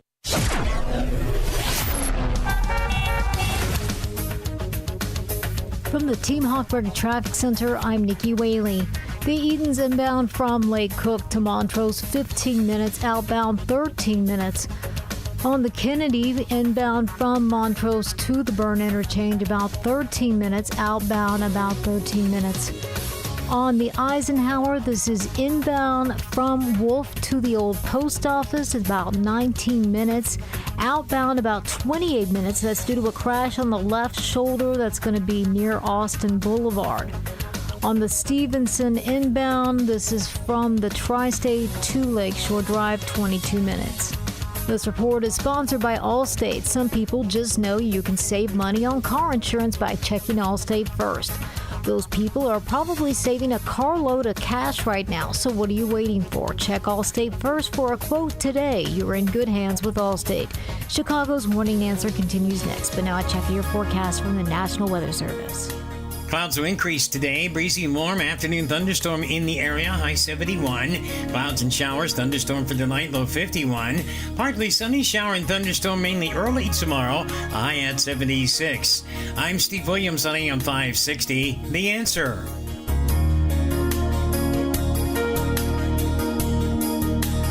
This hourly segment brought to you by Unleash Your Wealth with Raj Shah and Rick Borick this Saturday at 7 a.m. and 2 p.m. Learn more at scwealthadvisors.com. Now, from the Signature Bank Studios. If you're looking for the latest news, insight into what it means, and the sharpest opinion, there's only one station in Chicago where you can turn, and it's this one. We're AM 560. The Answer. Top of the morning, Dan and Amy. So Peter Thiel sat down to have a conversation with Joe Lonsdale, another very successful venture capitalist. And Lonsdale is also involved with the development of University of Austin, Texas, UATX. So this was in part the nature of their chat. And I thought Peter Thiel's riff about elite institutions, thinking about Harvard and the Ivy League in particular, was a pretty good one. Take a listen. Yeah, I think the caliber of the people is really high, and I've done a decent amount of lecturing, speaking at different universities in the last few years, and it's just striking how there's. It's very unclear what people are doing. It was a big achievement in a way for students to get into, elite colleges like Yale or Harvard or Stanford, but they're completely lost once they're there. High school still has an organizing function for it, where the point of high school is to get into college. Yeah, and then college, elite universities. I think the organizing function 50 plus years ago was you were supposed to get into the elite in our society, and that has completely broken down. There was an Alan Bloom speech at Harvard in the 1980s where he started with this obnoxious frame as "my fellow elitists," because everyone at Harvard pretended to be egalitarian, but they were secretly elitist. And I think you couldn't give that speech at Harvard today, because there's nothing elite about it, nothing about forming an elite. You can't even pretend it behind closed doors or anything like that. And so for the next generation of people going into these places, they're just really lost. For more on the topic, we're pleased to be joined again by Andrew Klavan, host of The Andrew Klavan Show at Daily Wire. And you can also get his writings at his Substack, The New Jerusalem, thenewjerusalem.substack.com.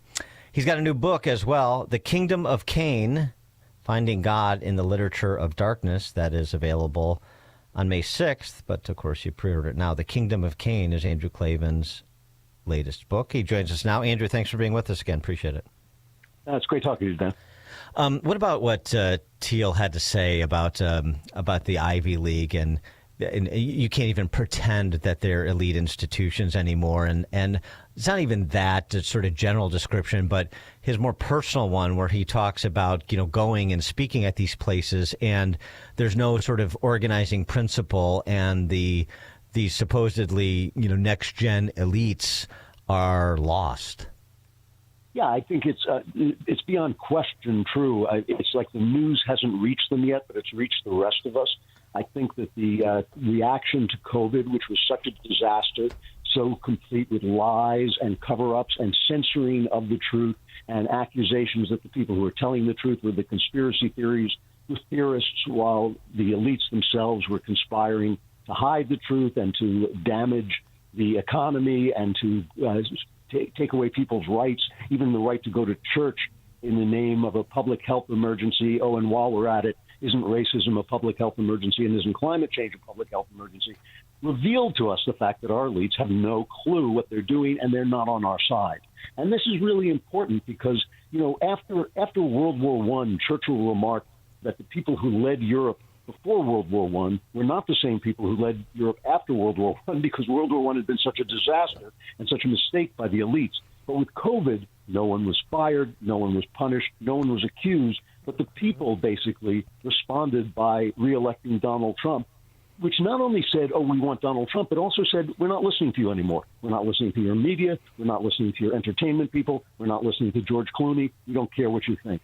And that was a reaction to the fact that they had just bungled this incredibly huge endeavor, destroying the economy, destroying freedoms, destroying people's lives. Old people died alone for no reason, and children wore masks for no reason. Yeah. And so it was a total failure. And now I think that bill has come due, and people are just saying, you're not elite. You just think you're elite. Well, the other thing, too, is they seem to have, I don't know if it's willful blindness, if they're play acting, or they're genuinely that in the dark about what's going on at their universities. You have this, the Cornell University president just came out and said, well, we had no idea about this this pro-Hamas student on campus until recently. Yale Law School is essentially expelling a scholar who is affiliated with a pro-Hamas terrorist organization, or a foundation that is affiliated with Hamas, a terrorist organization. Perhaps is probably the more accurate way to say it. But it's like, so you have no idea who these people are and what's going on at these small insular universities? Well, not only that, I mean, I think that the people, I'm less worried about those people, although we should be worried about those people. I'm worried about the ignoramuses who went out on campuses, elite campuses, Columbia, Harvard, and protested with those people, screaming for the elimination of Israel, the genocide of the Jewish people, having no idea what the hell they were talking about.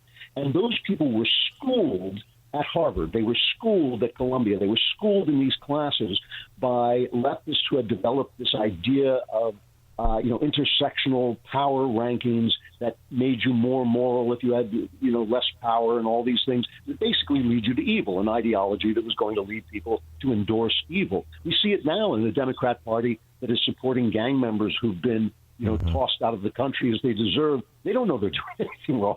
They think that people are going to rise up and call them blessed because they go and have a margarita with a gangster. They've been taught this at these elite institutions. They've been taught something that is incorrect morally, historically, ethically, in every possible way. And that's the thing that Donald Trump is punishing them for. See, they think oh, he's limiting our freedoms. We have a constitutional right. Well, you may have a constitutional right as an independent university not taking government money to say whatever you want. But that doesn't mean that what you're saying isn't repulsive morally. Right. And this is the problem. They're teaching our children morally corrupt ideas that are going to get them condemned when they step out into the world. And that's what I think Peter Thiel is talking about. These people have been gutted of their Western values. Well, there was also damage of property, and also, too, these no-go zones where Jewish students paid to go to school and they couldn't get into their classrooms. Well, I mean, how much history do we need before we say, maybe we should treat people well, no matter what their, religion is or what their race is? How many atrocities do we need before you realize that when you're out there, there are no-go zones for Jews in your university? You took a wrong turn somewhere, The other thing about it, which I think Thiel was getting to, is how unimpressive they are. The students, because they haven't really been taught to think, even though they're good test takers. They're making a general statement. There are exceptions, of course. But the professorate and the administrators, we saw it over the last couple of years, every time these people are before congressional committees and they can't put together a coherent thought. And also this, Harvard's reaction. I mean, Harvard's reaction to the $9 billion in federal grant funds that were frozen, precipitating this litigation now. One of the headlines, Harvard researchers, funding freeze may force them to euthanize research animals. If you don't give us the $9 billion, then the animals get it. The rabbits get it. This is what you come up with? All these great minds at Harvard, and this is what you come up with as an argument for the public consumption? Well, not only that, they have an example in Hillsdale where they don't take any money. They won't even accept students who have government loans because they don't want to teach what the government wants them to teach. They don't want a guy in D.C. to tell them what they should be teaching their students. And so then instead at Hillsdale, they teach the Western tradition. The abandonment of the Western tradition has been a disaster for the liberal arts. The fact that you cannot – If you arrive at a university loving a great writer, Jane Austen, Charles Dickens, anybody like that, they're going to teach you not to love that writer, but to see him as somehow a representative of imperialism, sexism, racism, whatever it is that they find in that work. And so they're going to strip you of your love of your heritage and take those ideas away. What they don't realize is all their values for equality, their values for freedom, their values for tolerance, they all come out of that heritage. They all come out of the Western tradition. So they're sitting on a branch and sawing the branch off themselves, and now they've just been caught. The only difference now is they've been exposed, and the reason they've been exposed is because the media was exposed as being a pack of liars during COVID, and now the little media, guys like us, are actually the bearers of truth. And so people are starting to think, wait a minute, why are you telling my kid not to love Shakespeare? Why aren't you teaching my kid Shakespeare? Why aren't you teaching him the King James Bible? Why aren't you teaching the things that made us who we are? And then we can argue over whether we're fulfilling those values. But instead, they're teaching them this absolute nonsense that they concocted in fever pits of Marxism, and they think it's going to give their kids some kind of advantage in the world, and it's just absurd. The Wall Street Journal's op-ed on the legacy of Pope Francis upon his passing, the subhead, one sentence, he championed the poor while favoring ideas that keep them poor. And that should be the epitaph of liberation theology. It should be the epitaph of leftism the world over. It is so true. I mean, when you look at things like the sexual revolution, this works out fine if you're a millionaire or a billionaire who can cover your mistakes and get rid of your mistresses and things like this. But for the poor, this is an absolute disaster. And one of the responsibilities of elite people is to serve as an example for what society should be like. You behave well so that others learn to behave well because you're the one in the spotlight. This is a thing with celebrities, too, where baseball players or rock stars say, well, I'm not responsible for what people do. But in fact, you are. That is one of the responsibilities of fame and wealth and elitism, is to be an example to other people so that people can live in a good way. And instead, they have failed at every level to do that. They have simply indulged their own pleasure and their own little protected country that they live in, and they've left the rest of us to wallow in corruption and decadence. And it is just absolutely condemnable, and they should be condemned, and they have been. I think this is the thing. The verdict hasn't reached them yet, but the people have already voted, and they're gone.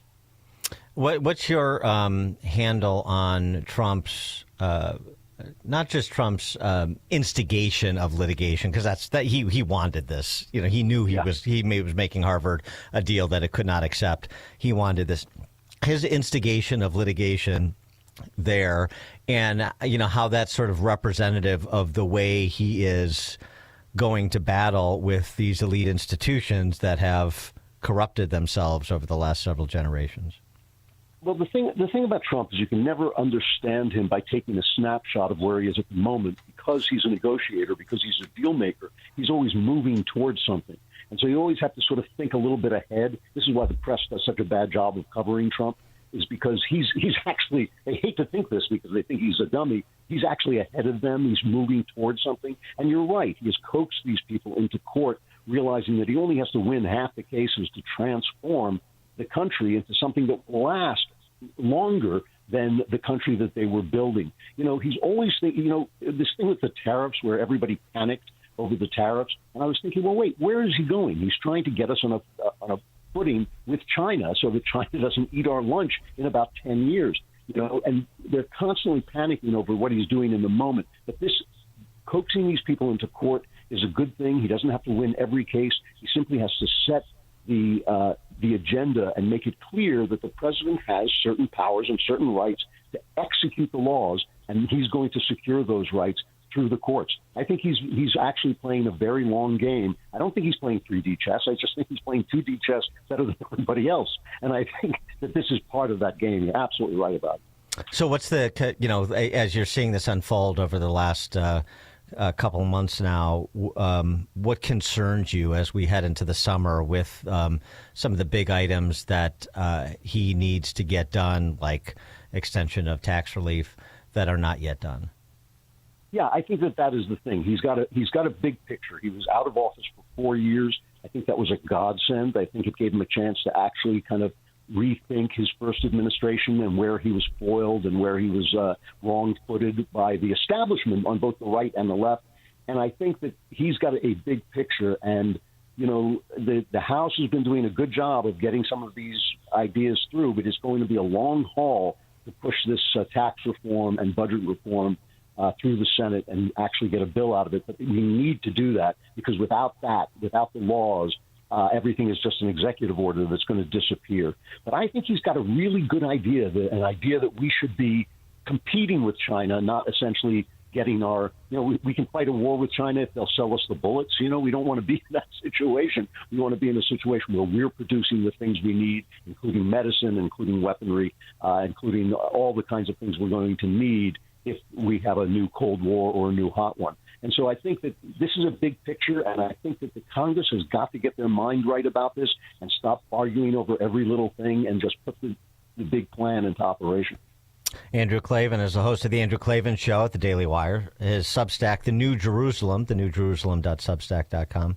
And again, the new book, The Kingdom of Cain, Finding God in the Literature of Darkness, The Kingdom of Cain, which is available May 6th. Pre-order it now. Andrew, thanks as always. Appreciate it. Great talking to you. Thanks a lot. Thank you. And he joined us on our turnkey.pro answer line. This is the morning show more Chicago radio listeners are choosing. This is Chicago's Morning Answer on AM 560. The Answer.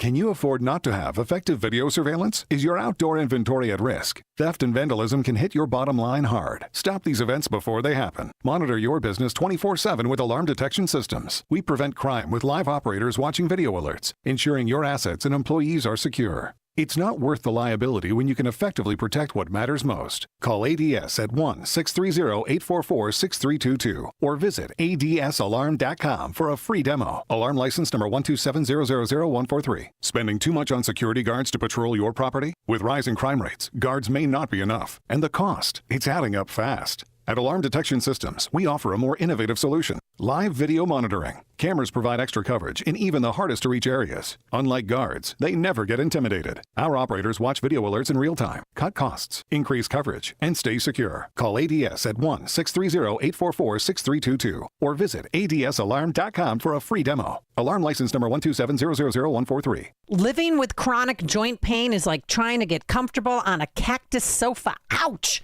Nothing feels good. And forget trying to do the things you enjoy this spring, like golfing, hiking, tennis. Hi, Amy Jacobson here, and I want you to know something. Dr. Ashley Caravelli and the medical pros at QC Kinetics here in Chicago are on the case. I spoke to my friend in Utah who had regenerative medicine with QC Kinetics, and now she does not need that right hip replacement. Seriously, listen up. If you have joint pain in your knees, hips, shoulders, back, with QC Kinetics, the science is solid. They give you back your life without surgery, without drugs, and without any downtime. If you're curious if you're a candidate for these treatments, no problem. The consultation is free with appointments on Saturdays.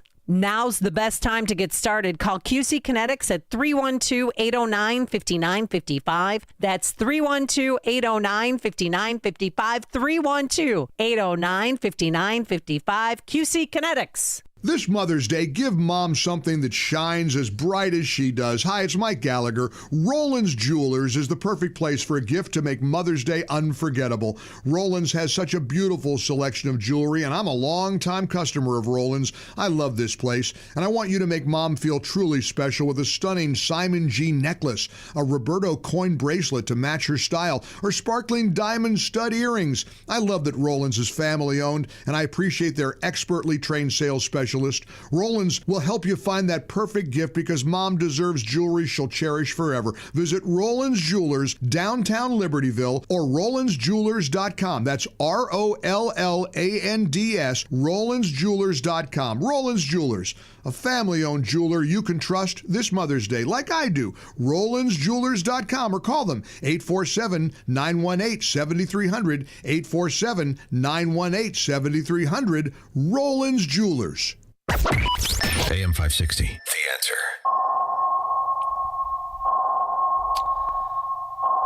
That sound means it's time for In-Depth History with Frank, the history teacher from Arlington Heights, because there's nothing new in this world, just the history that you don't know, and Frank does. Frank, take it away. Good morning. When we study economics in school, we learn about supply and demand curves determining price and quantity. We learn the how and the why of their shapes and slopes. It all seems so certain and scientific as the textbooks build models based on actual numbers. But in real-world markets, we don't truly know any of this as the curves are constantly changing and shifting. Metaphorically, think of the graph of any market as hidden deep within a fog, and determining its proximate location requires as much information in real time as possible. This is why the COVID lockdowns are so harmful. As economist John Tamny argued, they cut off the flow of information. We also learn in Econ 101 that government interventions, especially price controls, are harmful as they create surpluses and shortages. Nixon did this in peacetime, and FDR and Wilson did this at war. But these shortages and surpluses also occur in free markets because of this inherent mystery of market conditions. Thankfully, because capital and information flow more freely in the U.S., shortages are generally temporary. But we have many free market surpluses. Just see the inventory at TJ Maxx and Marshall's. Today, central planners have become a little more subtle at their malign craft by manipulating something called externalities. These are actual situations in which a market transaction leads to either negative or positive effects on a third party for which they neither receive nor pay compensation. Pollution and education are two classic examples, but anything a central planner wants to get his mitts on can be found to cause an externality that needs addressing. Because you see, then the left gets sent to tell us the real quantity of a good that society actually wants. And the supposedly correct amount that the Politburo has basically guessed at is either lower or higher than what the supposedly failed market has produced, and therefore requires either a tax or a subsidy to get us to the right amount. All nice and convenient for the statists, isn't it? I'll take the fog any day. Yes, Frank, so apply the fog, or perhaps the invisible hand, if I can borrow from Adam Smith, to the approach on trade. How do you think it's going? You mean like with tariffs and so forth? Yes. Is that what you're talking about? Yes, I mean, that's central planning. No, there's no doubt about it. So is what the Federal Reserve does with its interest rates, is central planning. You know, Trump wanting him to take the interest rates down or up, it's all central planning. So, yeah, we have a nation, though, And, if we have other, as I argued before, if we have other countries engaging in malign activities towards our country, we have to take some sort of defense. I mean, free markets are better, there's no doubt, because, as I stated here, it's behind a fog. You need that information to be able to determine how to allocate resources properly. But, we still have a country, so... Thank you, as always, Frank. A perfect segue to James Fishback. We'll be talking to at 7:07, CEO of the investment firm Azoria, and we're going to be talking about what Frank just mentioned, tariffs as well as interest rates. That's 7:07. Today, we're finally going to see that globe in the sky. The sun is out for now, but it will be cloudy by this afternoon. A chance of rain tonight, a high of 72 degrees. Then tomorrow, sunshine, a high of 74. It is now 7 a.m. WIND, Chicago. They are planning Pope Francis's farewell.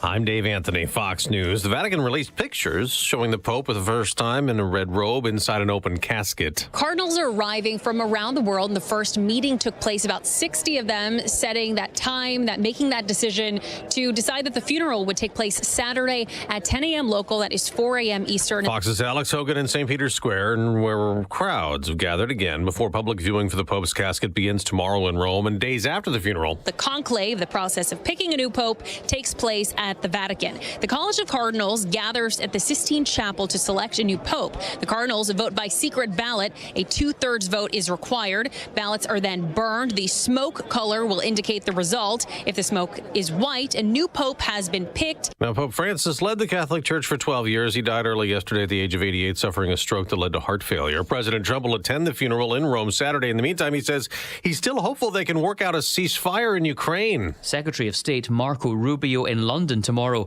as discussions continue. Meanwhile, Russian President Vladimir Putin claims he's open to direct peace talks with Ukraine. President Donald Trump has threatened to walk away unless some progress is made. Fox's Jonathan Savage. Millions of Americans who defaulted on federal student loan debt will have to make payments again starting next month after a 5-year COVID break. Education Secretary Linda McMahon wrote in a Wall Street Journal op-ed. It's, quote, not because we want to be unkind to student borrowers. Borrowing money and failing to pay it back is not a victimless offense. Debt doesn't go away. It gets transferred to others. If borrowers don't pay their debts to the government, taxpayers do. Fox's Todd Pyro. Harvard University suing the Trump administration, trying to unfreeze more than $2 billion in federal grants, claiming it's unlawful, as the president tries to get Harvard and other schools to change policies, saying they allowed anti-Semitism to flourish on campuses. America's listening to Fox News.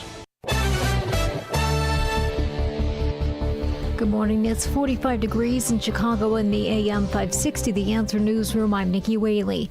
Senate Minority Leader Chuck Schumer is planning to call for a vote next week on tariffs issued by President Trump.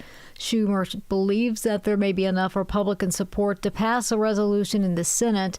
This resolution would reverse the 10% tariffs on goods that are imported into the U.S. Trump also wouldn't be able to use the same declaration he previously issued to put new tariffs into place. Gold prices continued their rally Monday, touching a new record high after President Trump came out swinging against the chairman of the Federal Reserve. Gold prices continued to rise after President Trump called for an immediate reduction in interest rates, and he criticized the Federal Reserve Chair Jerome Powell's stance to keep rates unchanged. This is something that has impacted investors' appetite for risk, driving money towards gold, which is considered to be a safe haven asset. President Trump's tariff policy and concerns about the impact that this could have on the global economy have been fueling gold's rally in recent weeks. Rebecca Bundin, Mumbai. Mayor Johnson is taking action to address the city's financial issues. The mayor signed an executive order yesterday establishing a working group to evaluate potential revenue strategies to address the city's budget deficit. City officials already forecasted a 2026 budget gap of over $1 billion. The city could face further challenges if President Trump ends up cutting off more than $3 billion in federal aid to Chicago. News is a service of Anthony DeGrotto, your local State Farm agent. Combine your home, auto, and life insurance. Anthony DeGrotto and his team will do the work for you. Visit DeGrottoSF.com. A check of the roads coming up in 2 minutes on AM 560 The Answer. Spring is in the air, and that means it's time to check the starting lineup.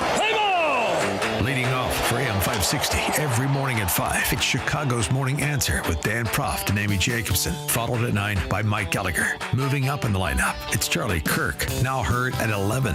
Then at 2, it's 2 full hours of Hugh Hewitt, followed by Sean Thompson at 4, Seculo at 7, and rounding out the lineup, Larry Elder at 8. Top to bottom, the best lineup in Chicago radio is right here on AM 560. The Answer. If you're hiding your smile because of missing teeth, are experiencing pain due to incoming wisdom teeth or a misaligned jaw, Midland Oral Surgery and Implant Centers can change your life. Experts in the fields of oral and maxillofacial surgery, anesthesia, and dental implantology, the doctors at Midland Oral Surgery are committed to providing compassionate care in a calm and relaxing environment. Dental implants, bone grafting, removing wisdom teeth, surgical management of the hard and soft tissues of the facial region, including sedation dentistry, so you can improve your smile in a painless, pleasant, and stress-free manner. With state-of-the-art CT imaging equipment, Midland Oral Surgery and Implant Centers have unparalleled diagnostic and treatment capabilities, proudly serving Southwest Chicago and its suburbs for over 50 years. Make an appointment to discuss a pain-free solution for your smile. Locations in Frankfort, Tinley Park, Oak Lawn, and Western Springs. Learn more about the doctors and procedures at midlandoms.com. That's midlandoms.com.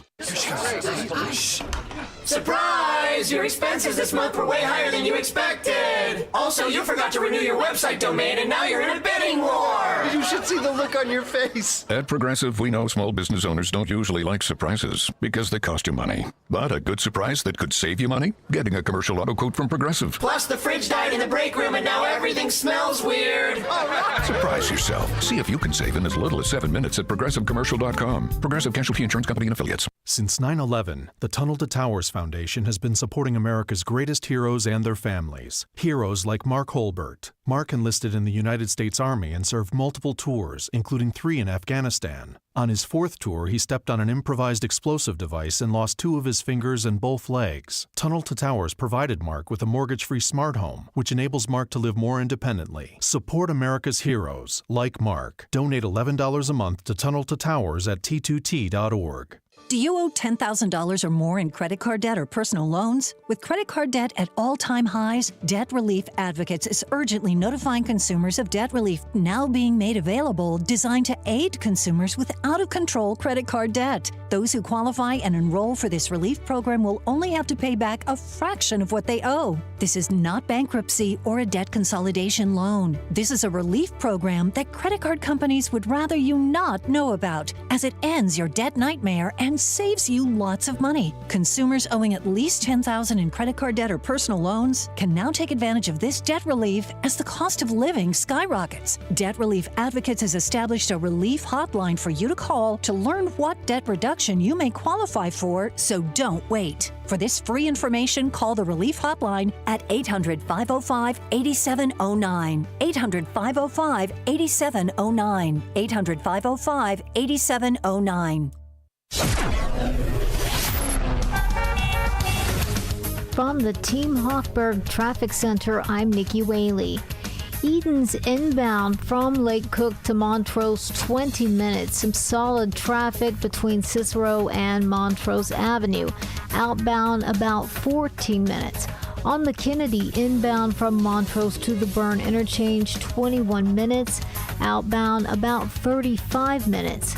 On the Eisenhower, inbound from Wolf to the Old Post Office, 40 minutes. Outbound, about 25 minutes.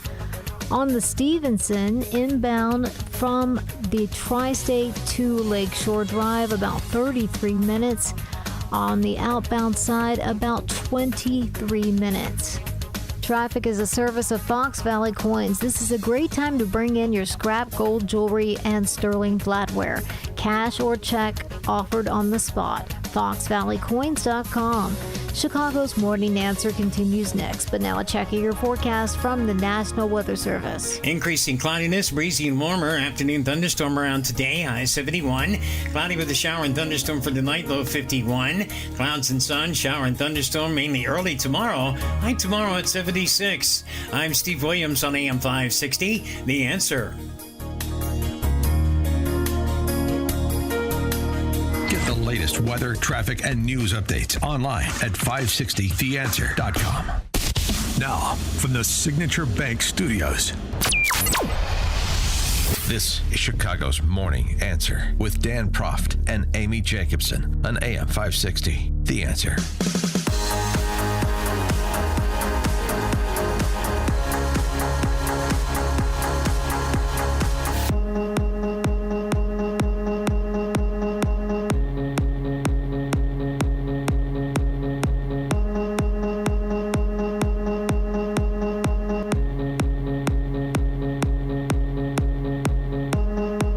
Top of the morning, Dan and Amy. The market reaction to the prospect of firing Jerome Powell as head of the Fed, that was the handle from the Eastern Seaboard Press Corps yesterday as the Dow slid almost 1,000 points. And this against the backdrop of National Economic Council Director Kevin Hassett's comments on Friday that the White House is studying whether or not Jay Powell can legally be fired, because that's what President Trump seems to indicate he wants to do if Powell doesn't cut interest rates right quick. Is it a good idea? Is it a good idea for Trump to do it? Is it a good idea for the president, whether that president is named Trump or not, to have the power to do it, which is a separate question that the Trump White House is examining right now. For thoughts on the answer to that question, please be joined by James Fishback, who's the CEO of investment firm Azoria. James, thanks for joining us. Appreciate it. Oh, good morning, Dan. So you've penned a piece arguing that it should be settled law, that it is within the purview of the president to hire and fire the Fed chairman. Well, that's right. I mean, if the president can hire and fire the Treasury Secretary, the Defense Secretary, the Commerce Secretary, then he can fire the Fed chair if the Fed chair isn't doing a good job. There's three questions here, Dan. The first is, can he do it? The second is, should he do it? But the third and most important, let's start with it, is why would he do it? Why is President Trump even considering firing Jay Powell as the head of the Fed? And it goes back a couple of years. I mean, Jerome Powell has been dead wrong at every single turn in our economy. When inflation was reached 5% in June of 2021, Powell kept rates at zero for another 9 months. Mind you, our inflation target is 2%. It hit 5% in June of 21. He did nothing until March of 22 when it hit 8.5%. And that's when, for the first time, he raised rates off of 0% to hold the phone, 0.25%, a quarter point rate hike. So much of the price increase, the mistakes that were made during the pandemic with inflation go right back to the Fed. And so there's real reason to suspect that he made a massive mistake there. The second is that when the economy was punching above its weight, 3% right before the election, stocks were at all-time highs, inflation was actually still above target. What did he do? He, without explanation, cut interest rates by 0.5 percentage point, the largest cut in 4 years, in what appears to be the throwing of a lifeline to Kamala Harris right before the election. And so this is a guy who hasn't just gotten it wrong, but has gotten it wrong in what seems like very political, incentivized ways. And so now President Trump is saying, wait, hold on a sec. Stocks are down. We're in the middle of a tariff negotiation. Inflation is back near the Fed's 2% target. And now you won't cut rates. Now you won't give consumers and businesses a break. Now you won't give our government an opportunity to have some wiggle room during this trade transition period. And so 3 strikes and you're out. And that's why we're even having this conversation, is the time and again mistakes this man has made. If he messed up like this as a fry cook at McDonald's in the loop, he would have been thrown out a long time ago. And the Fed chair is no different. Well, the case that you're making arguably could be well within the purview of the president. You fire him for a cause. I mean, he's not at will, but he is fireable for a cause. And some of the points you made, politicizing your job seems to be, for example, a legitimate basis to fire for cause. Yeah, I would think so. The issue with the for cause argument, which is what the Federal Reserve Act lays out right now, is that it sets the bar pretty high. It talks about malfeasance. It talks about inefficiency. That bar is not the same for a cabinet secretary. If the president were to let go of Scott Bessent, I don't see why he would. He's been an incredible Treasury secretary. But the truth is that at the end of the day, the president should have the ability to let go of anyone who isn't doing their job. Look, it's not in President Trump's interest to fire somebody just for the sake of firing him, because of the chaos that could wreak on markets and the economy and so on. But let's talk about the chaos that this guy has wreaked on the economy, Jay Powell, for the last 3-4 years, making mistake after mistake. Enough's enough. Well, then who should replace him, hypothetically, if he did get fired? That's a good question. There's a lot of qualified people. I like Kevin Warsh from Stanford, John Taylor. There's so many. These are highly qualified. John Taylor is a PhD economist who's actually been right about the effects of the pandemic, doing this now for 40 years. There's a lot of great names out there. I don't want a political appointee in this position. I don't want, someone like a Peter Navarro type individual. We need somebody who is a free thinker, not necessarily an academic, but an academic would be definitely okay. But Jay Powell is, at this point, he has made too many mistakes. And at the end of the day, has he apologized to anybody? Has he apologized to the American people for the 25% increase in prices that happened under his watch during the pandemic? He's the Fed chair. He's supposed to take accountability. He hasn't. It's time for him to go.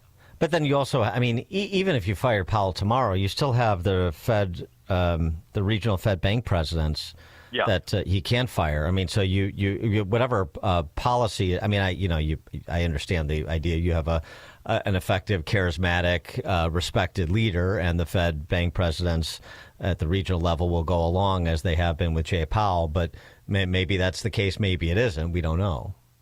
Yeah, the Fed is actually not a democracy in a traditional sense. I've been studying the Fed, trading the Fed as an investor now for over a decade. Fed decisions don't ever come down to a vote. It's not like, it was close and they didn't cut rates, or it wasn't close and they hiked rates. It's really led by the chair. You look at the minutes of the meetings, the transcripts, the entire discussion, what comes up in the meetings, the general direction of these negotiations happens with the chair. I don't actually have much beef with the Fed regional presidents. One, I think they're generally good people. They represent good geography. Powell was born, raised, lived his entire life in D.C. That's really the only perspective he has. You got folks out in Kansas City, St. Louis. Those are good representations of the commercial, agricultural, industrial industry of this country. But also remember that the regional Fed presidents only vote on a rotating basis. So at any given time, there's only 3 of them who vote. So I don't think that, by the way, it's a silver bullet to remove Powell and hire someone more competent, but I think it does fix a lot of the near-term problems.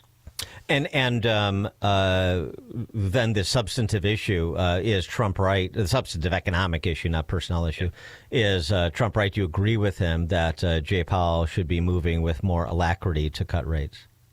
Yeah, by the way, it's not Powell versus Trump. It's Powell versus the facts. The facts are that inflation is the lowest it's been in 4 years. Fact number 1. Fact number 2, Powell only seems concerned about tariffs, but not focused on the disinflationary, which is to say the lowering of inflation of President Trump's policies like deregulation, like lowering fiscal spending, and getting rid of the immigration burden. And then finally, the most important piece of all of this is that look at what other central banks, look at what Jay Powell's colleagues are doing in England and Canada and in Europe. They're all preemptively lowering rates right now. So everyone's like, well, Jerome Powell is being bullied by Trump. No, Jerome Powell is being bullied by the economic facts and realities on the ground. And if this was some sort of Trump calling an audible, wanting to do something that wasn't in everyone's best interest, why is Europe, Canada, and England all doing the exact same thing that Jay Powell refuses to do? I'll tell you the truth. If Kamala Harris were president right now, Jay Powell would have already cut rates 3 times this year, and he would never have apologized for it. That is the truth.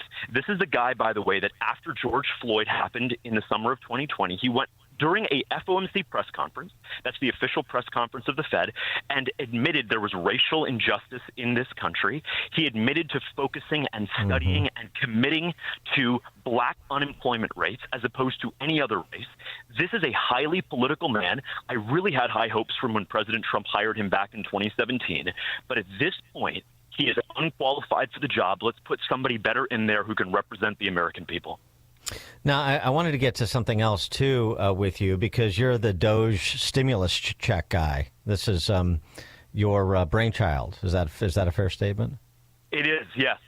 So where do you think that stands? Because some of the numbers emanating from Doge right now, and I know there's still time, but suggests that the idea of $1 trillion in reduced spending, that may not materialize, may not be actually that close to that number. Is the Doge stimulus check still something you think needs to be pursued?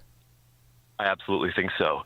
And you'll remember that the proposal I put forward with the Doge check was 20% of whatever Doge saves, whether that's $2 trillion, $1 trillion, heck, if it's even $500 billion, 20% of whatever amount is saved ought to go right back to the taxpayer, because it was the taxpayer who sent it to D.C. in the first place. And then we later figured out it was abused, misused, and neglected.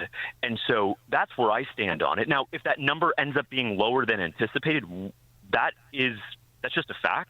And then the check would be smaller. We said the $5,000 check was predicated on a $2 trillion savings. So if it's $1 trillion, it's a $2,500 check. If it's $500 billion, it's a $1,250 check. That's still real money, and the taxpayer deserves to have a refund on their tax dollars that were sent to D.C. and not spent wisely.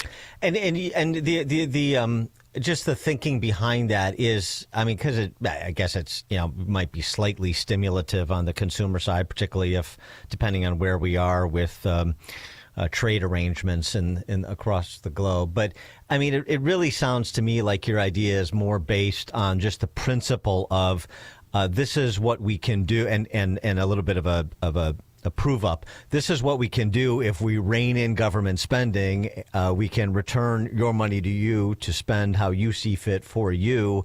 And let's keep this process rolling. Let's build on whatever Doge is able to accomplish in this iteration for future iterations, so we can keep going in this direction of reducing government's distribution of other people's stuff and reserving that for you, the taxpayer. That's exactly right, Dan. And It's not something we would want to be a one-time thing. We would want this to continue into perpetuity for two reasons. One, cutting government spending, cutting waste, fraud, and abuse is never popular because there are key beneficiaries to that waste, fraud, and abuse, a number of them in D.C., a number of them both Republican and Democrat. And so the idea is, how can we get the public on board with this? They hear all the scary headlines and the AstroTurf town halls about Social Security checks not being mailed out next month. What this tells the American taxpayer is that when we save money, you get a check back. And second, it incentivizes the taxpayer to be a part of the process with us. Look at what Doge has been able to accomplish with Elon and a couple dozen engineers drinking Red Bull and eating Chick-fil-A. Now imagine what Doge will be able to accomplish if you deputize 100 million American taxpayers to be our eyes and ears. Oh, you saw FEMA misusing tax dollars, right? Oh, call it in. You saw HUD doing XYZ, call it in. You went to the VA, as I did with my grandfather growing up. He was a World War II vet. And you talked to nurses and physicians who complained about waste and fraud in their own facility. Call it in. And so what we've got to do is we've got to revive this spirit of, if you see something, say something when it comes to government abuse of taxpayer money. And so my hope is that the Doge dividend check becomes part of a system where every 2 years we look back at the last two and say, how much did we save? And we cut a check to the taxpayer, effectively saying, look, we're sorry. You effectively overpaid your taxes because we misused them. Republican or Democrat, doesn't matter.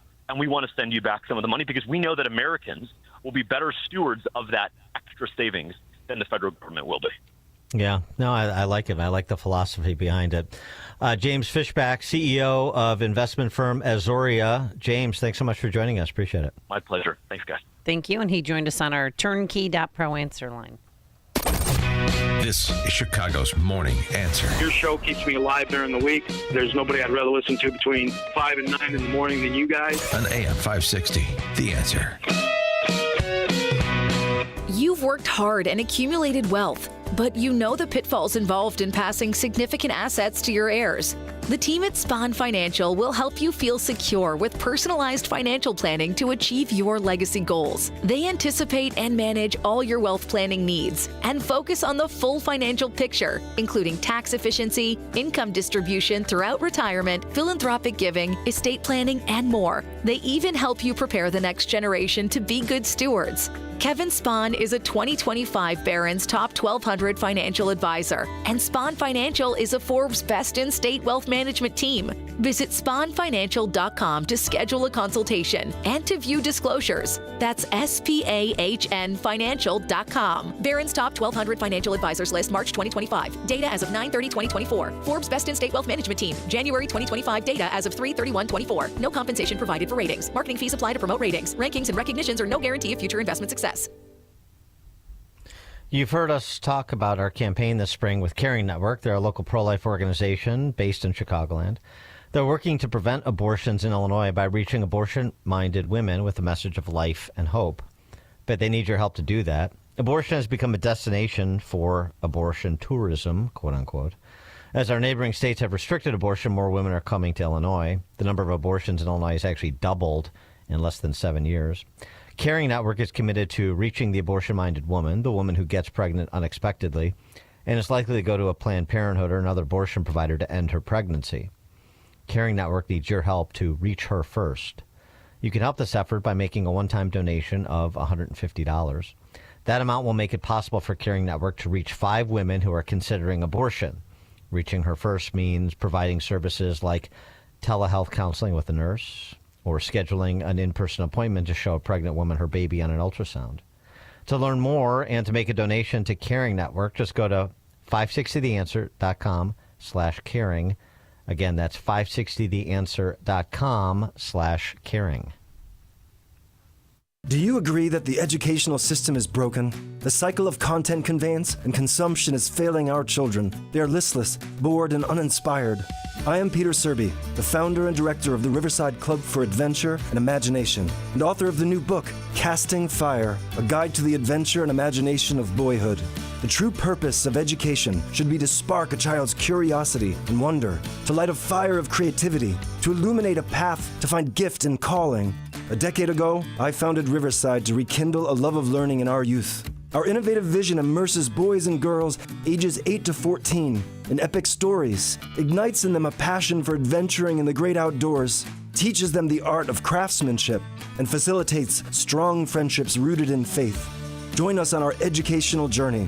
Visit ourside.org to learn more about our imaginative programs and summer camps. And check out my new book, Casting Fire, on Amazon. That's ourside.org. I might have to call him today. QC Kinetics. I fell down and went boom the other day, and I have an injury. Nothing too serious, but it might be worth a phone call because my knee is not what it used to be before the fall. So if you have joint pain due to arthritis or an injury, we're talking about pain in your shoulder, your knees, your hips, your elbows, your back, call our good friends at QC Kinetics. It's regenerative medicine. You use your own body's properties to heal itself without downtime or being addicted to any drugs. You don't have to go through surgery. Find out for yourself if you're a good candidate for QC Kinetics. They've already treated tens of thousands of patients around the country with regenerative treatments. They help calm debilitating joint pain in your knees, hips, shoulders, and back. With QC Kinetics, folks, the science is solid. They give you back your life without surgery and drugs and any downtime. So live a healthier life free of harmful meds, and also get out and enjoy life. Life is too short. So if you're curious to see if you're a candidate for these treatments, no problem. The consultation is free with appointments on Saturdays. Call now and find out how easy it is to get back to enjoying life without chronic joint pain. Now's the best time to get started. Call QC Kinetics, 312-809-5955. That's 312-809-5955. 809-5955, QC Kinetics. Signature Bank is Chicago's fastest growing independently owned business bank. It's a bank where relationships still matter. I'm Dan Proft, and I know this because Signature Bank is my business bank. Hi, I'm Tony Dreyfus, founder and president of Metropolis Coffee Company and a proud new customer of Signature Bank. We're a 19-year-old specialty coffee roaster located in the heart of Chicago. Some of your favorite restaurants and cafes serve our coffee. As a small business manufacturer, we understand the importance of working with the right bank, and that's why we made the move to Signature Bank. We were tired of the impersonal service that our large bank had provided. A friend referred us to Signature Bank, and their team was on site to understand our operations firsthand. They provided us the working capital to continue our successful business operations and to fuel our ambitions for innovation and growth. We now have the flexibility to grow at our own pace. That personal touch, you can't find that at a large bank, but we found it at Signature, and we can't thank them enough. Signature Bank helps local businesses succeed. Let Signature Bank turn your business vision into reality. Visit signaturebank.bank. Member FDIC, equal housing lender. Salem News Channel is America's fastest growing conservative TV network. It's an absolute crazy day. Home to the largest lineup of free speech champions anywhere. Delivering in-depth insight and unapologetic opinion on today's biggest news stories. Americans aren't going to put up with this anymore. SNC brings you the news that matters, told with integrity and clarity. Watch Salem News Channel free 24/7 on your television. Stream now on Pluto TV. National security is at risk, and China controls most of the world's supply of antimony, a critical metal for military and defense technology. Military Metals Corp is taking action and securing a Western-controlled supply with projects in Europe and North America. Critical minerals are the backbone of modern defense. Now's the time to pay attention. The stock trades on the OTC under ticker MILIF. Call your broker today or go to www.militarymetalscorp.com to learn more. AM 560, The Answer.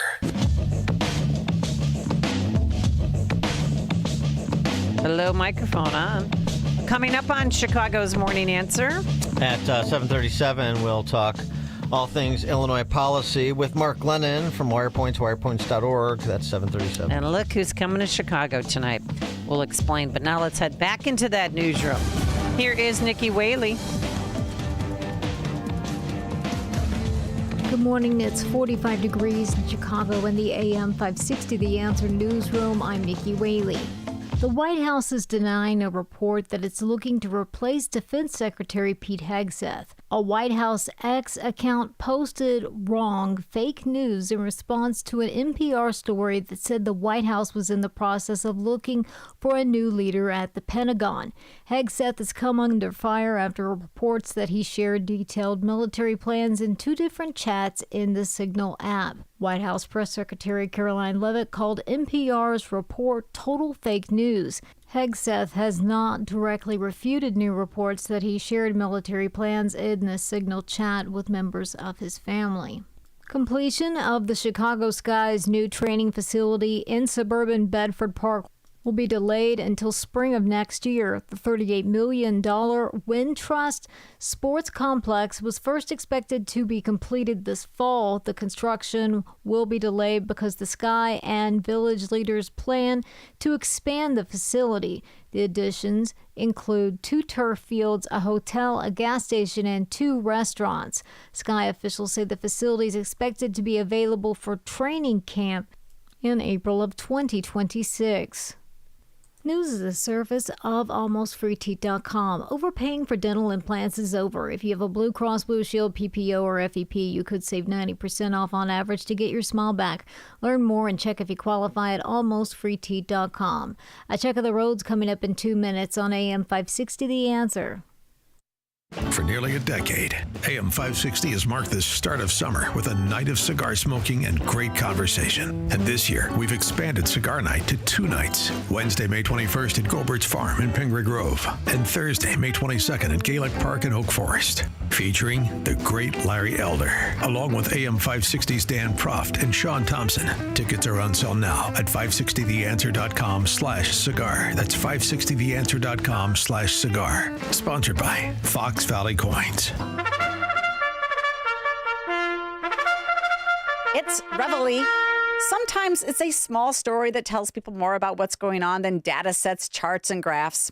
This story comes to light courtesy of the Edgar County Watchdogs. Since 2010, when they started, the work of the Edgar County Watchdogs has led to 678 public officials being forced out of office, either by resignation, electoral defeat, a decision not to run due to their exposure, or legal action taken against them. Here's one of those stories, which, to their credit, WAND News also wrote about. The Office of Executive Inspector General reported that Deborah Riley, who was an attorney for the Illinois Department of Children and Family Services, recently left after a report from the OEIG found that she was allegedly doing work for a bank on state time. Riley began working for DCFS Office of Legal Services in Urbana in November of 2022. And according to the OEIG report, almost from the beginning of employment, she was investigated for lying on her timesheets. For example, for the 2-week period December 16 through 31, 2022, she reported working at a bank for 83.5 hours and for DCFS 75 hours. The OEIG investigation took months to finish, and certainly her employer knew she was under investigation. Regardless, she was moved into an administrative law position. Eventually, she left that, but faced no other repercussions for her malfeasance. Prior to this latest problem with Riley, the Watchdogs wrote a story about her illegal appointment as legal counsel for the city of Windsor. We applaud WAND for putting out the story and the Watchdogs for amplifying it and following the entire story. These stories erode public trust in government and are prolific. Most disturbing is the lack of accountability when the malfeasance is investigated and found to be true. You can find more stories like this at EdgarCountyWatchdogs.com. I also feature them on my radio show every Sunday night. I'm Jeannie Ives. Check out The Real Story with me Sunday from 7 to 9 p.m. and sign up for my newsletter at breakthrough-ideas.com. Steel, walk behind, zero turn, and stand-on mowers are built to get the job done. Shop online or at your local Steel dealer. Steel, let's go mow. From the Team Hawkburg Traffic Center, I'm Nikki Whaley. On the Edens inbound from Lake Cook to Montrose, 22 minutes. Going to see some solid traffic between Foster and Montrose. Outbound, about 16 minutes. On the Kennedy inbound from Montrose to the Burn interchange, 31 minutes. Outbound, about 39 minutes. On the Eisenhower inbound from Wolf to the Old Post Office, 45 minutes. Outbound, about 28 minutes. On the Stevenson inbound from the Tri-State to Lakeshore Drive, about 40 minutes. This report is sponsored by Rapid Radios. Rapid Radios are instant push-to-talk walkie-talkies offering national LTE coverage and no subscriptions ever. A great alternative to a mobile phone for your kids. For a limited time, go to rapidradios.com now for 60% off and free UPS shipping. Add code RADIO to get an extra 5% off. Chicago's Morning Answer continues next, but now check your forecast from the National Weather Service. Clouds will increase today. Breezy and warm. Afternoon thunderstorm in the area. High 71. Clouds and showers. Thunderstorm for tonight. Low 51. Partly sunny. Shower and thunderstorm mainly early tomorrow. High at 76. I'm Steve Williams on AM 560. The Answer. Get the latest weather, traffic, and news updates online at 560theanswer.com. Now, from the Signature Bank Studios. Insert Democrat socialist here. Runs the Democratic House floor for 30 plus years running. He's promising this and he's stealing that. Where can you get that kind of money? He's using your house like his own piggy bank. You ought to know by now. You can pay off your house here in Illinois, but you can never keep up with the taxes. Oh, how it's always been the plan to have a taxpayer pay, no doubt. Not a matter of if anymore, but when you're moving out. I said, when you're moving out. Top of the morning, Dan and Amy. That song means it's time for our weekly confab with the wirepoints.org folks. Talking all things Illinois policy related. Just a related story, because this is just so remarkable, and it speaks to the importance of local elections, something we try to impress upon everybody in advance of April's elections, including in the state of Wisconsin, where there was a key state Supreme Court race. Well, I remember it well. Here's the impact. 4-3 decision by the Wisconsin Supreme Court. The legislature in Wisconsin passed a budget to annually increase the limit on how much tax revenue school districts may raise by $325 per pupil for the 2023, 2024, and 2024-2025 school year. Increase the limit on how much tax revenue school districts may raise by $325 per student. The governor of Wisconsin, Tony Evers, using his partial veto power, deleted words and an individual hyphen, making the text say may raise 300. It may increase the limit on how much tax revenue school districts may raise by $325 per pupil for 2023 through 24-25. Meaning an annual tax increase is authorized for the next 402 years. It was intended for 2 school years. He uses his alleged partial veto power to just rewrite it and make it good for 402 years.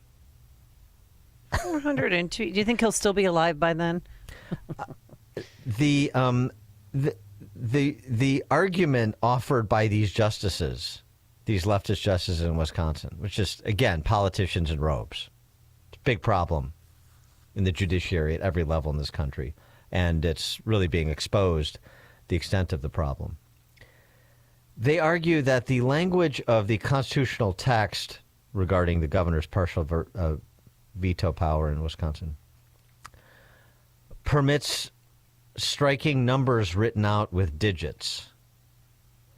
So if you would have spelled out the numbers, they argue, he couldn't have done what he did, which is to extend a tax increase for 402 years. Because the legislature wrote the numbers as numbers, he could. Yeah.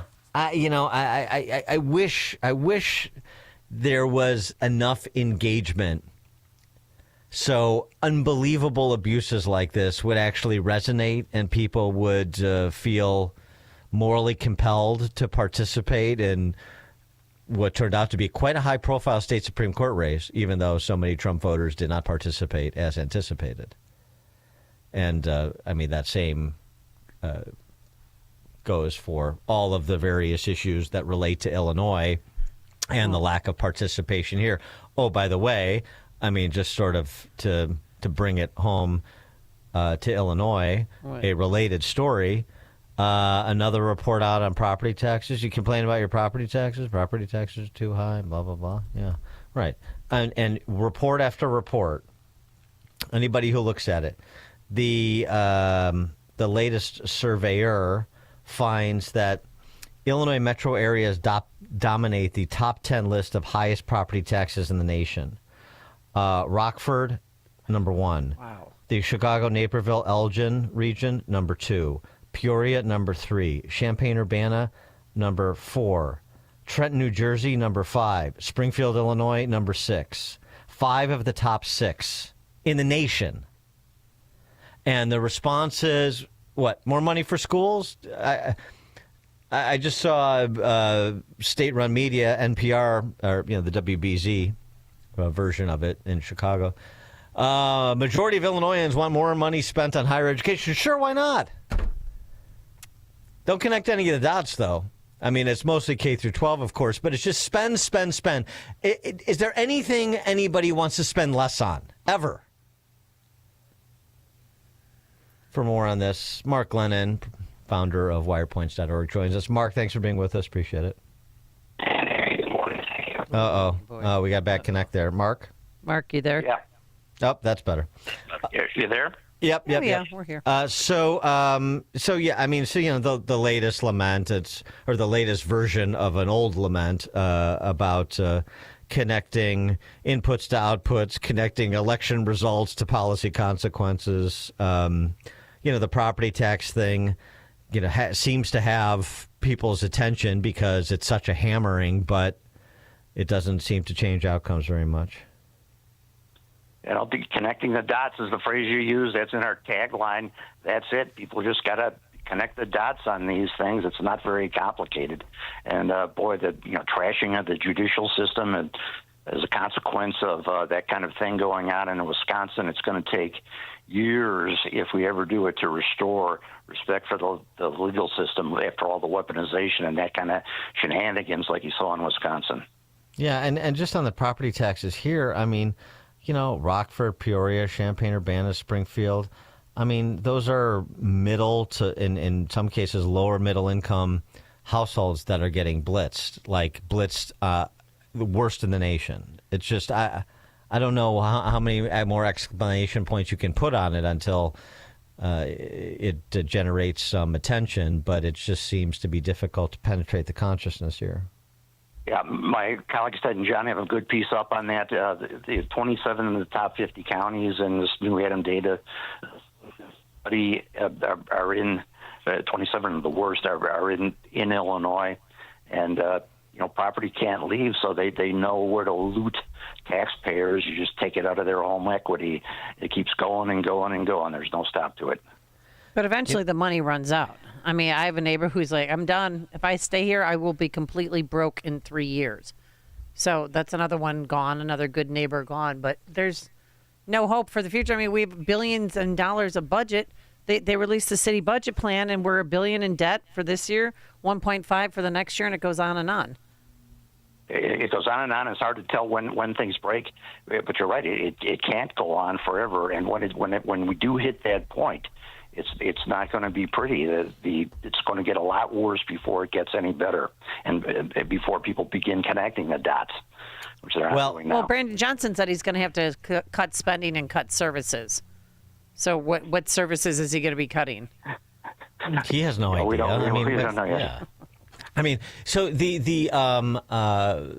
we have any sense of how much more precarious some of these wildly underfunded public sector pension funds are now, just with the last 3 weeks of the markets getting hammered? I just wonder if there's sort of a watch on these pension funds like fire and police in Chicago that are less than 25% funded, just in terms of trying to create some sense of urgency. You see the market come off 25%, for example, you're going to see some pension funds that now are looking at a very short time horizon where they may not be able to pay current beneficiaries. Yeah, it's hard to tell at this point. It depends on the particular pension, how much they're in bonds and how much in stocks. But it's a very large whack. The stock market's down 15% or so on the S&P 500. Bigger funds are mostly tied to that kind of thing. Those smaller, less funded pensions, rather, like in Chicago, are more heavily into bonds. Those two are running off. Unfortunately, the bond prices continuing to drop too. That's a serious, strange issue in itself. So they're going to get whacked from both sides. Both bonds and equities are deteriorating, and we'll see really bad numbers out of these pensions. It's interesting. State of Mississippi. I like how Illinois, they love to look down. The political class here loves to look down and decry these other states. Oh, Florida this and Texas that. These other states that are just doing gangbusters, or certainly wildly better than Illinois across every quality of life metric. And there's like, oh, Texas, backward states. They're not cosmopolitan utopias like Illinois. Oh, really? Mississippi is managing to do something about public sector pensions. I read this over at Reason. Mississippi lawmakers have established a Tier 5 level of benefits for new hires beginning in 26, a hybrid plan that introduces defined contribution benefits in combination with a partial pension benefit to slow the growth of pension liabilities and reduce the risk of pension debt. That's driving up costs for taxpayers, of course. The analysts over at Reason indicate that this reform will reduce pension liabilities by more than $80 billion in Mississippi over the next 50 years and could help the state fully fund the public employees' retirement plan decades sooner than its current trajectory. So, I mean, those are big numbers for a small state like Mississippi. But the more important point is that they're looking at making these pension funds solvent and financeable and workable for their beneficiaries, something which we are not doing here in cosmopolitan utopia, Illinois. And the labor in many of those cases works with the state to improve those things. I mean, take Arizona, for example. A few years ago, they had a constitutional pension protection clause worded almost exactly like ours. They've amended it twice now. The world didn't end. There's no people dumpster diving or going broke in Arizona. Labor did not even challenge that legally, and it went through, and they're in pretty good shape now. So we just continue to ignore the problem. It gets worse and worse every year, and then not even we've gone backwards on this. Remember, we tried significant pension reform back 10 years ago. Court struck it down, so we just throw away the idea, and we've gone backwards. But I understand from Governor Jelly Belly that Illinois remains a jobs magnet, that we're a growing state. We're gaining jobs. We're gaining population. Right. This is what residents are constantly told. Is that true? This is particularly irritating. Last week they put out a press release saying record number of jobs. That's the non-farm payroll number that comes out every year. It's trivial. It's 6.172 million jobs that we have here. Well, back in 2019, it was 6.137 million jobs, and all the way back in 2008, it was well over 6 million. So we keep bumping up against the old number, but there's no improvement basically in 17 years. So calling it a record means nothing. And in their press release, of course, they slap themselves on the back about how nice a job they're doing promoting job creation. It's just bunk, and those headlines are all over the state right now. Record number of jobs. It means nothing, though. And we've got a piece up on this. Don't be a chump is in the headline. That's the word, chump. We can use that word more often for what people are expected to be when they read many of the headlines across the state. Yeah, I'm sure Cass would let you borrow chumbalone if you wanted to alternate between chump and chumbalone. I'm going to get a T-shirt that says that hashtag chumbalone. No chumbalone. Chumbalone. Yeah. Don't be a right. chumbalone. The suit that has been joined, the federal government suit against the state of Illinois, the city of Chicago, now joined by nearly 24 states via their attorneys general. Joined in the sense they filed amicus briefs in support of the federal government's action to withhold federal funds from Illinois because of our sanctuary state jurisdiction. I sure hope that pressure works, and this is, of course, Kwame Warul wants more money to fund more lawsuits against the Trump administration. We'll see how that works out. I certainly hope that the leverage works to force some revisit of the sanctuary policies. We got probably 600,000 illegals in the state, and they're living someplace. They're driving up housing costs, and it's a real problem. So, you kidding me? The shelter at Irving and Lakeshore Drive, Irving Park. Sunday, I watched these two moms come out with the finest strollers and the most gorgeous clothes for themselves and their kids. I just don't understand. And they still, I don't know if they're helping them find employment or what they're doing, but there's got to be a plan, and no one knows what that is. As a tax-paying citizen, I'm saying. No, there's no plan, and Illinois is a drag on the national economy now. Our averages, of course, are way down below the national averages, and that's one of the reasons that the Illinois story is important to the rest of the nation. We are a leech now at this point. It used to be in decades past that Illinois was a net giver to the federal government. Of course, they're not anymore, and the federal government has every right to be very angry about what's going on in Illinois and trying to force them to correct these problems to improve the betterment of the nation as a whole. Boy, the idea that Illinois as a state is a state dependent, it just seems so poetic and fitting in a dystopian kind of way. Mark Lennon is the founder of WirePoints, wirepoints.org, all things Illinois policy related. Thanks, Mark.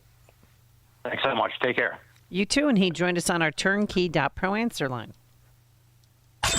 Before you see it on TV, share it on Facebook, or read about it in the paper, hear it here first. This is Chicago's Morning Answer on AM 560. The Answer. Enjoy uninterrupted programming from Dan Proft and Amy Jacobson around the clock, all day, every day, including daily replays of Chicago's Morning Answer on Dan and Amy 24/7. Listen now at danandamy247.com. Your business is under attack 24 hours a day, 7 days a week. It's a fact. Small businesses are the low-hanging fruit. You may think you're protected, but you're vulnerable in many ways, and cyber attackers actively prey on small businesses. But Turnkey can protect you. Turnkey is the key to cyber protection. Turnkey has a quick and efficient 12-point evaluation to determine if your business, your profits, are at risk. And right now, for a limited time, Turnkey is offering the first month of service to all new customers free. Peace of mind, free. It includes all Microsoft licensing, antivirus, anti-malware, and completed data backup both on-site and off-site, plus help desk support. Don't leave you, your employees, and your customers vulnerable.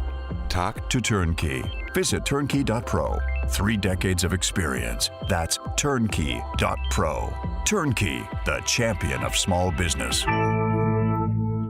All right, all across the country, states are embracing school choice and offering vouchers to families to send students to whichever school they want, including private schools. Unfortunately, lawmakers in Illinois have resisted this trend despite all the benefits of private education. Well, we have a solution if you want to send your child to a private school. It's called ChicagolandSchoolVouchers.com. It's simple. Just visit ChicagolandSchoolVouchers.com. Tell us which private school you want to send your child to. Then we contact the school on your behalf and work to secure a voucher for half off the first year of tuition, typically saving thousands of dollars for families. Now, the program only applies to new students who are not currently enrolled in the school. So if you've been considering sending your child to a private school and thought it was financially out of reach, go to ChicagolandSchoolVouchers.com to learn more and to start the process today. That's ChicagolandSchoolVouchers.com. Do you agree that the educational system is broken? The cycle of content conveyance and consumption is failing our children. They are listless, bored, and uninspired. I am Peter Serby, the founder and director of the Riverside Club for Adventure and Imagination, and author of the new book, Casting Fire, a guide to the adventure and imagination of boyhood. The true purpose of education should be to spark a child's curiosity and wonder, to light a fire of creativity, to illuminate a path to find gift and calling. A decade ago, I founded Riverside to rekindle a love of learning in our youth. Our innovative vision immerses boys and girls ages 8 to 14 in epic stories, ignites in them a passion for adventuring in the great outdoors, teaches them the art of craftsmanship, and facilitates strong friendships rooted in faith. Join us on our educational journey. Visit ourside.org to learn more about our imaginative programs and summer camps. And check out my new book, Casting Fire, on Amazon. That's ourside.org. People ask us, when's the best time to replace an old furnace? Simple. Before it breaks. At Air Ride Heating and Cooling, we know there's never a good time to be without heat, especially in Illinois. If you can't remember the last time your furnace was inspected, get some peace of mind by having Air Ride take a look. Plus, AM 560 listeners get $56 off any service. Visit Air Ride Heating and Cooling today at air-rite.com. That's AIR-RITE.com. Air Ride Heating and Cooling, doing it right since 1959. You heard the news. Newsmax just went public on the New York Stock Exchange and listed on the big board. Millions of Americans like you are joining our news revolution. Reuters Institute says Newsmax is one of the top 12 news brands in America. Even President Trump says it's terrific. 40 million Americans go to Newsmax, and its audience grew 50% since the same time last year. Millions really are making the switch to Newsmax.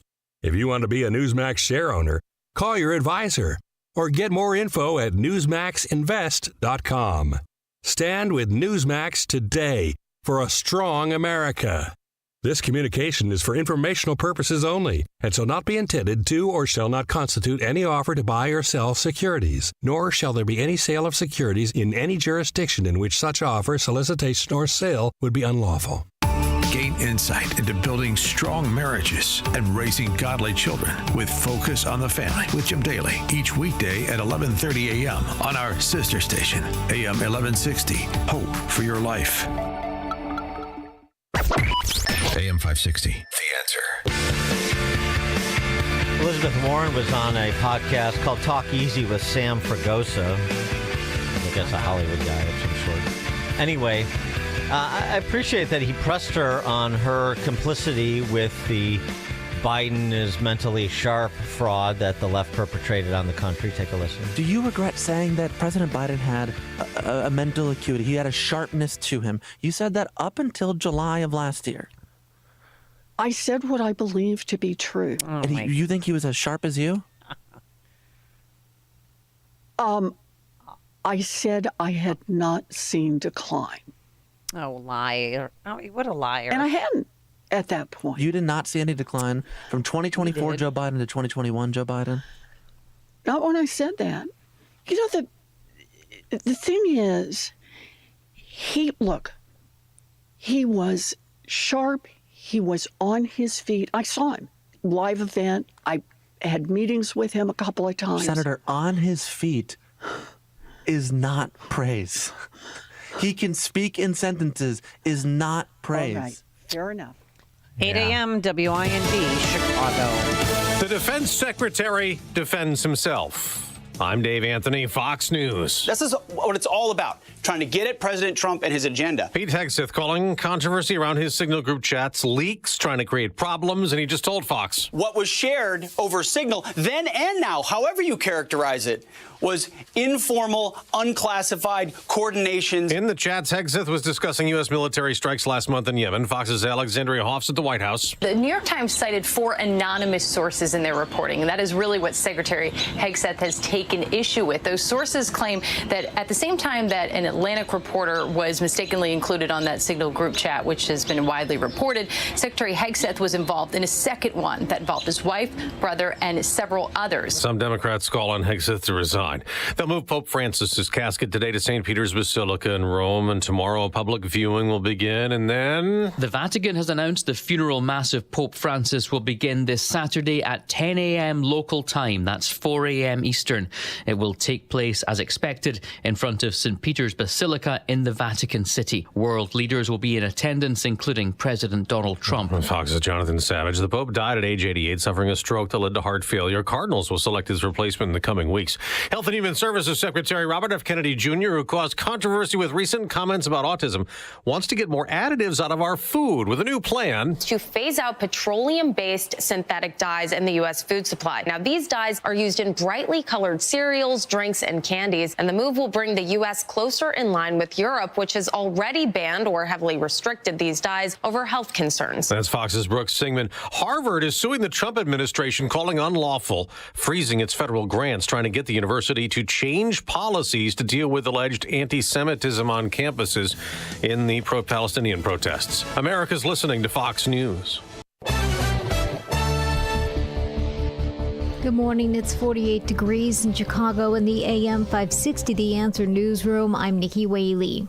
Federal authorities are looking into a theft involving Homeland Security Secretary Kristi Noem. It happened while Noem was out to dinner with her family on Sunday in Northwest D.C. A suspect wearing an N95 mask allegedly sat next to Noem's table and managed to slide her purse away with his foot before walking out of the restaurant. Among the items reportedly in the purse were several $1,000s in cash, Noem's DHS ID and access card, her credit cards, her passport, and driver's license. The D.C. Police Department was not initially notified about the theft, and reports indicate the Secret Service is handling the investigation. A suburban Lyons man is accused of gunning down a postal worker on a Stevenson Expressway ramp in downtown Chicago. Police say Angel Reyes shot and killed Damon Dunning on May 3rd in 2024. The victim's family says he was a target of road rage. Reyes has been charged with murder and is being held pending his first court appearance. Walgreens is agreeing to pay up to $300 million to resolve allegations that the Deerfield-based pharmacy chain illegally filled millions of invalid prescriptions. The government filed a complaint in federal court claiming from August of 2012 through March of 2023, Walgreens knowingly filled millions of unlawful controlled substance prescriptions. These included prescriptions for excessive quantities of opioids. The complaint also accuses Walgreens of pressuring its pharmacists to fill prescriptions quickly and without taking the time needed to confirm that each prescription was lawful. News is a service of AlmostFreeTeeth.com. Overpaying for dental implants is over. If you have a Blue Cross, Blue Shield, PPO, or FEP, you could save 90% off on average to get your smile back. Learn more and check if you qualify at AlmostFreeTeeth.com. A check of the roads coming up in 2 minutes, but now time for the Signature Bank Business Beat.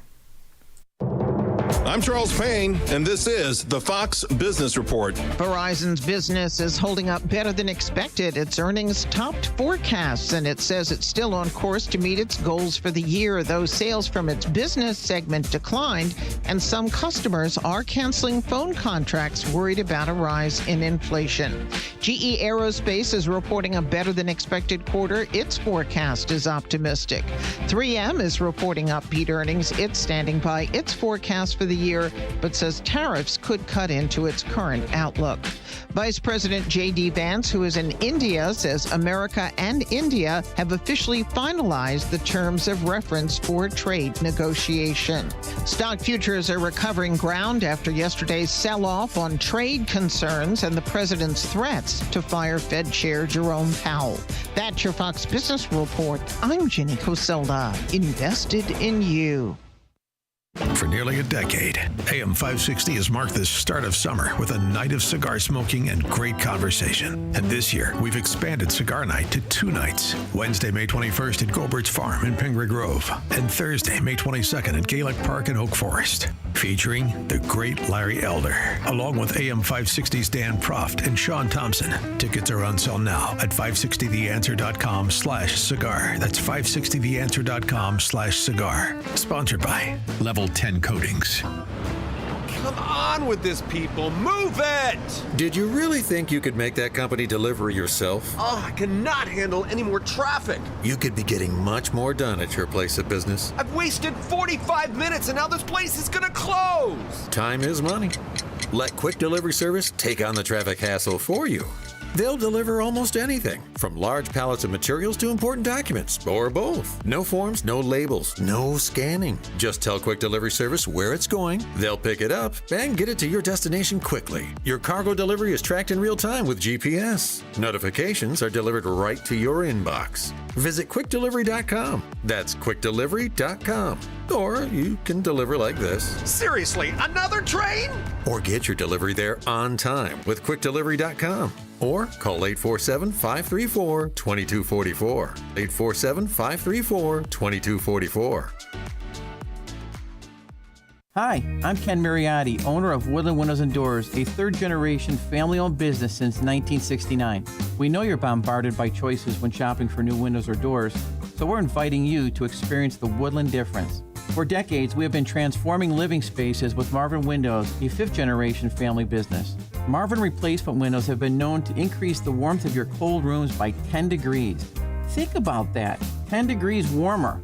When you welcome Woodland into your home, you will get a product expert to transform your living spaces, full-time, dedicated professional installers that you can trust in your home, along with the best products like Marvin. These are the reasons we're proud of our 5-star reviews and family legacy. No gimmicks, no pressure, and upfront pricing are why Woodland Windows and Doors is your trusted window and door expert in Chicagoland. Visit woodlandwindows.com to book your free in-home expert consultation. That's woodlandwindows.com, or stop by our showroom at the corner of Lake and Geary in Roselle. Surprise! Guys, your expenses this month were way higher than you expected. Also, you forgot to renew your website domain, and now you're in a bidding war. You should see the look on your face. At Progressive, we know small business owners don't usually like surprises because they cost you money. But a good surprise that could save you money? Getting a commercial auto quote from Progressive. Plus, the fridge died in the break room, and now everything smells weird. Surprise yourself. See if you can save in as little as 7 minutes at ProgressiveCommercial.com. Progressive Casualty Insurance Company and Affiliates. Since 9/11, the Tunnel to Towers Foundation has been supporting America's greatest heroes and their families. Heroes like Mark Holbert. Mark enlisted in the United States Army and served multiple tours, including 3 in Afghanistan. On his 4th tour, he stepped on an improvised explosive device and lost 2 of his fingers and both legs. Tunnel to Towers provided Mark with a mortgage-free smart home, which enables Mark to live more independently. Support America's heroes, like Mark. Donate $11 a month to Tunnel to Towers at t2t.org. From the Team Hochberg Traffic Center, I'm Nikki Whaley. On the Edens inbound from Lake Cook to Montrose, 21 minutes. Outbound, about 23 minutes. On the Kennedy inbound from Montrose to the Burn interchange, 42 minutes. On the outbound side, 41 minutes. On the Eisenhower inbound from Wolf to the old post office, about 50 minutes. Outbound, about 35 minutes. And on the Stevenson inbound from the Tri-State to Lakeshore Drive, about 43 minutes. Traffic is a service of Valdecast Windows. For the discerning homeowner looking for high-quality and professional-level window replacement service, contact Valdecast Windows, your award-winning Platinum Elite Pella certified contractor. Visit Valdecast.com. Chicago's Morning and Answer continues next, but now I check your forecast from the National Weather Service.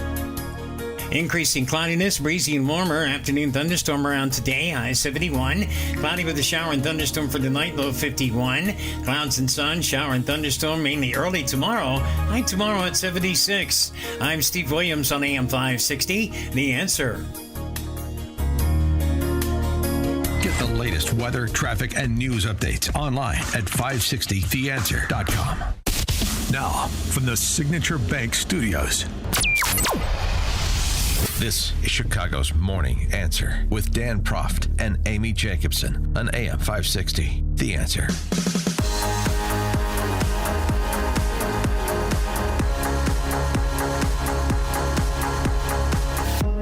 Top of the morning, Dan and Amy. Our latest Illinois Doge story. We've got a new one. Oh, really? Introducing you to One North Side. One North Side, Illinois Doge profile. You can get a Chicago City Wire. I'll post it on X too. One North Side. One North Side is a nonprofit that works to, quote, unite diverse communities and build collective power to eliminate injustice through bold and innovative community organizing. Stop. You had me at community organizing, okay? Yeah. Well, building collective power. That ain't easy work. Building collective power. You don't have to tell me, sister. Its policy agenda includes higher taxes, rent control, bigger welfare state budgets, more Section 8 housing, cuts to police budgets, and underwriting the homeless. In 2025, got $1.2 million in your money, state taxpayer grants from the state of Illinois, thanks to your elected officials, Jelly Belly and his friends in the General Assembly. $1.25 million for One North Side, organizing neighborhoods for equality. One North Side. Mainly, it was originally founded to promote subsidized housing for blacks and Hispanics and majority white Chicago neighborhoods. But today, it just advocates for the big government agenda and the elected officials that are purveyors of the big government agenda. I mean, it's a political organization masquerading as a 501c3 is what it is. This is how it works. This is Musk has talked about this at the federal level too. These are these nonprofits, these NGOs that get financed by the government so you can give political operatives phony baloney jobs. You don't have to raise the money. Taxpayers finance it, and then you use them as part of your campaign infrastructure. That's exactly what's happening here. And it's detailed in the story. Executive Director Jesse Hoyt, a political consultant to Schakowsky, former aide to Chuy Garcia and State Rep Carol Ammons. Oh, gosh. Storied career, huh? Yeah, he's the executive director. With the lefties. Mm-hmm. With the election of Donald Trump, we know there will be serious consequences in all our lives. The antidote to despair is action. What's the action? They stage protests and rallies or recruit and train organizers how to stage protests and rallies. They don't even purport to provide any social services. They stage protests and rallies for big government policies and for big government politicians, and then recruit in the schools, government schools, to train new organizers how to stage protests and rallies. And it's the circle of life in Illinois politics, especially on the left. This is part of the infrastructure that isn't appreciated, certainly by the vestigial Republican Party, but isn't appreciated by the public. Oh, you think they just get together in a campaign office and all the elected officials, Tony Preckwinkle calls the meeting to order in Cook County, and then they say, how are we going to raise the money this year to put out mailers and to give people compensation for walking on Saturdays and Sundays? And, maybe if we do a really good job, put out the yard signs and maybe we can muster some cash together for radio and television spots at some. I mean, this is you want to talk about perpetual campaign. It's not just a perpetual campaign in the sense of political messaging nonstop. It's redirecting state taxpayer dollars to this massive machine. This is the new machine. Massive machine of quote unquote nonprofits that do nothing but political work. Technically, that should run afoul of 501c, this organization's 501c3 status, but yeah, right. And who's going to enforce that? Well, I mean, it is a federal designation now, so maybe if we put this on the radar. They got 3 grants, $1.25 million, as I said, in 3 tranches. 2 of the grants, $500,000 each for administrative expenses from the Illinois Criminal Justice Information Authority granted 2 state taxpayer grants, $500,000 each for administrative expenses. So 2 from the Illinois Criminal Justice Information Authority. And that's related. The Criminal Justice Information Authority is giving $1 million to an organization that stages protests and rallies and trains CPS students mainly to become organizers to stage protests and rallies. How is that related to the criminal justice system? These are all, it's irrelevant. The Criminal Justice Authority is just another layer of the political infrastructure. No, Criminal Justice Information Authority will give them some money. They can distribute some grants to worthy community organizations. And what do these people do? They show up to rally for the state legislators who provided this funding. The other funds came from the State Coronavirus Urgent Remediation Emergency Fund.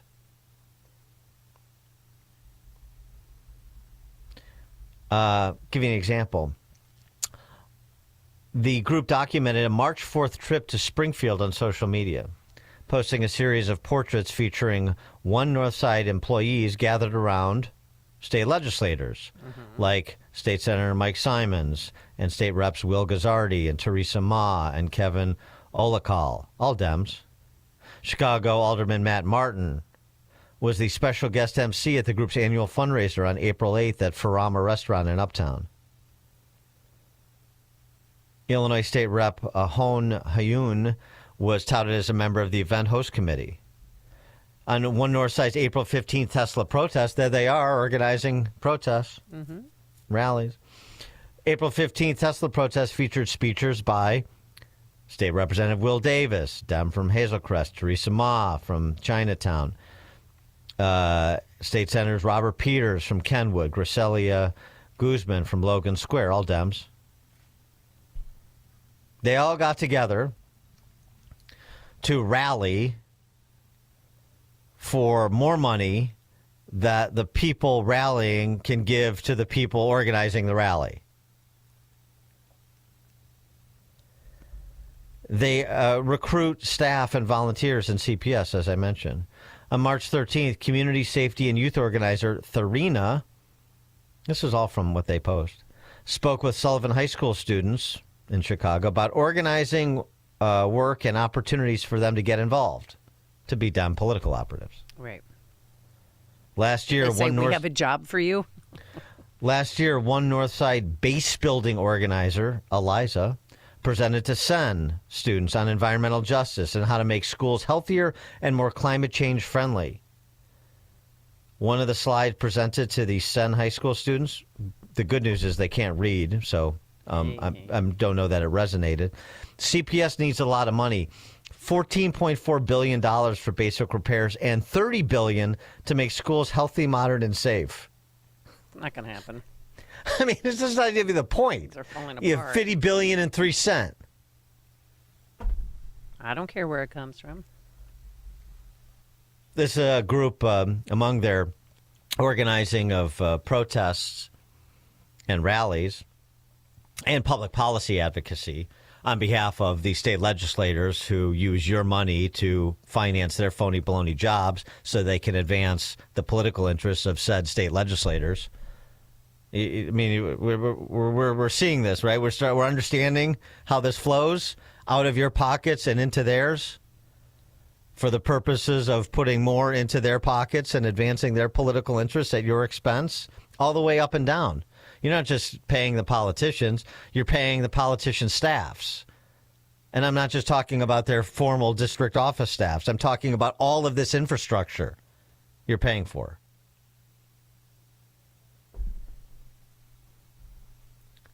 In 2017, this was one of the groups that backed that Fund the Homeless initiative. BLM Brandon was a big fan of this.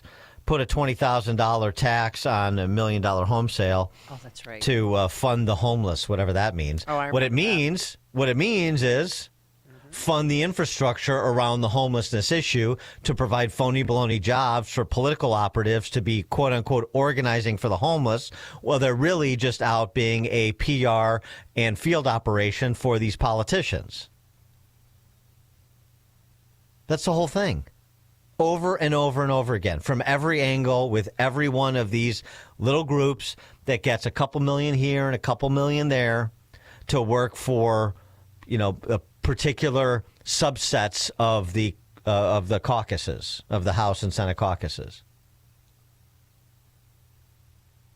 Just surprising to anybody? Revelatory? 312-642-5600, turnkey.pro answer line. You could also text us on the line.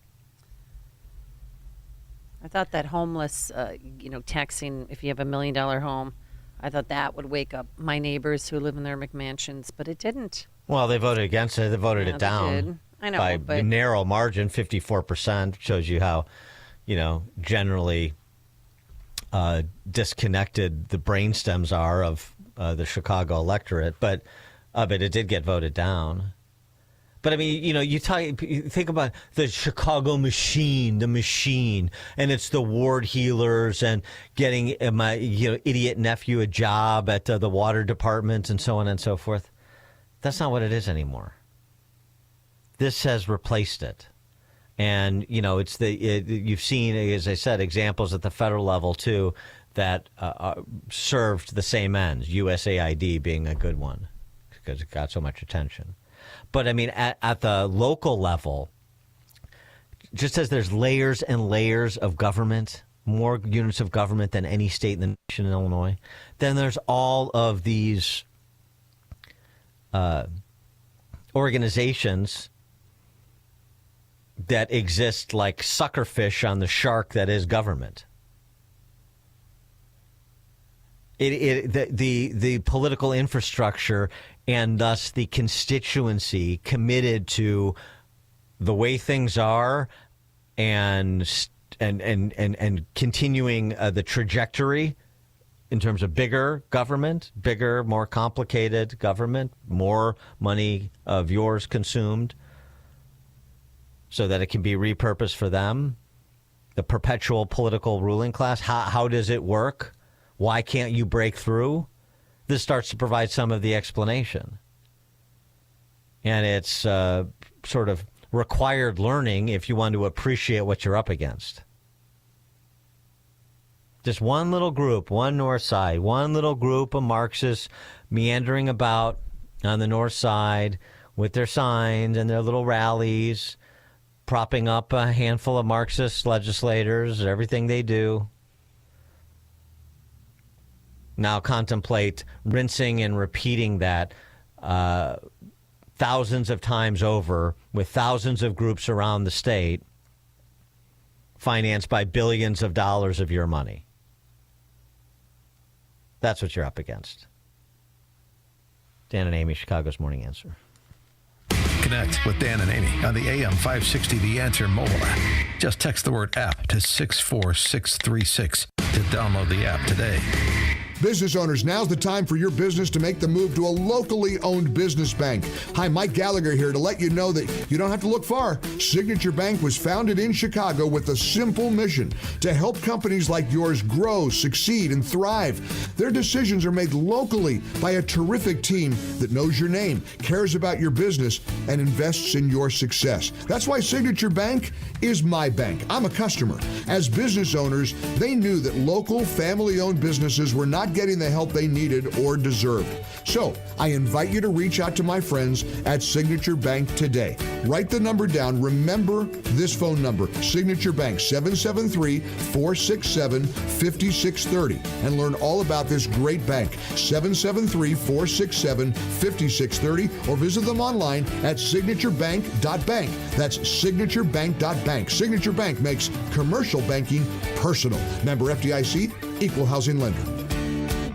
Virago is fending off viruses and making America healthy again. Hi, my name is Dr. Michael Huber. I'm one of the co-developers of Virago, the immune enhancement cocktail. Virago was formulated to boost your immune system to fight off the viruses that you encounter every day. I made Virago into a liquid formula to improve the absorption and to provide a rapid response for your immune system. Taking Virago every day helps your immune system fight off all types of daily assaults. Go to myvirago.com. That's myvirogo.com and receive 30% off using promo code IMMUNE. And remember, Maha starts with Virago. Boost your immune system with Virago. Order your bottle today. Visit myvirago.com. That's myvirogo.com. And use coupon code IMMUNE to save 30%. That's myvirago.com. Use coupon code IMMUNE to save 30%. Virago and Maha, making America healthy again.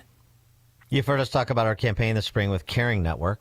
They're a local pro-life organization based in Chicagoland, and they're working to prevent abortions in Illinois by reaching abortion-minded women with a message of life and hope. But they need your help to do it. Illinois has become a destination for so-called abortion tourism. As our neighboring states have restricted abortion, more women are coming to Illinois. In fact, the number of abortions in Illinois has doubled in less than 7 years.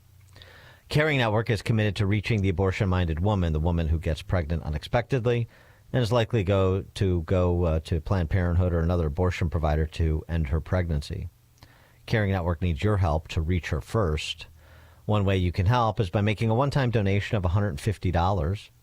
That amount will make it possible for Caring Network to reach 5 women who are considering abortion. Reaching women first means providing services like telehealth counseling with a nurse or scheduling an in-person appointment to show a pregnant woman her baby on an ultrasound.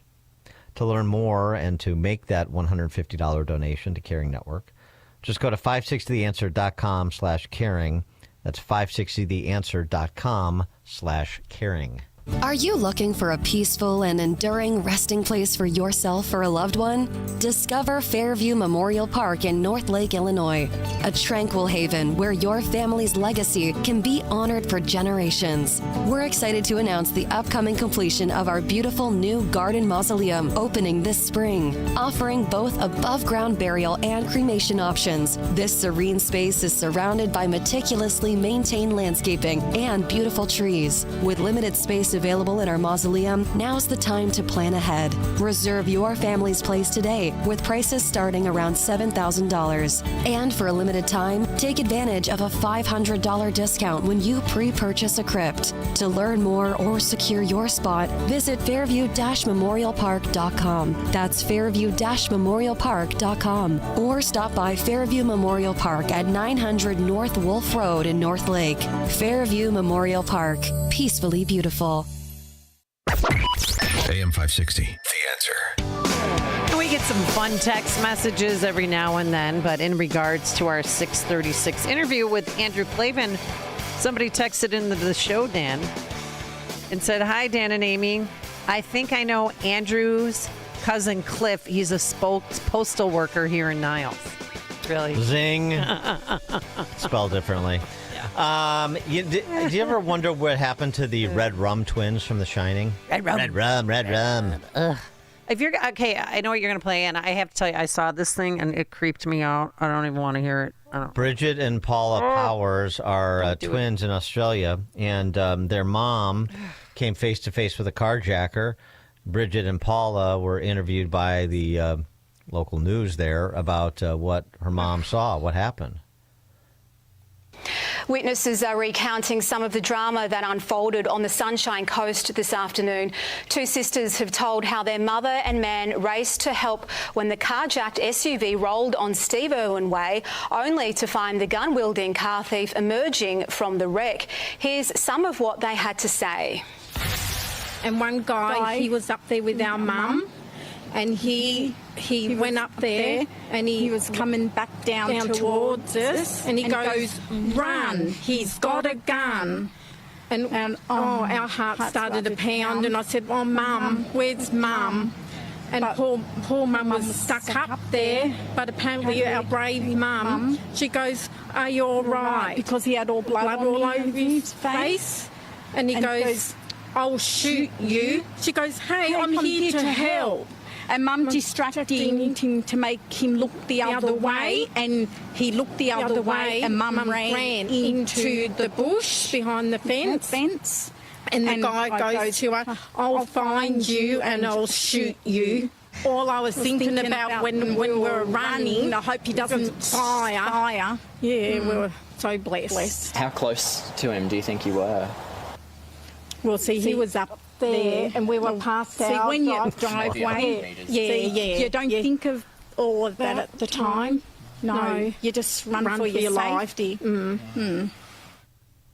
Oh, creepiest thing I've seen in a long time. No, I mean it's not. I mean it's not nearly as creepy as like. Look, you put any two Democrats on a Sunday talk show, and you'll get that.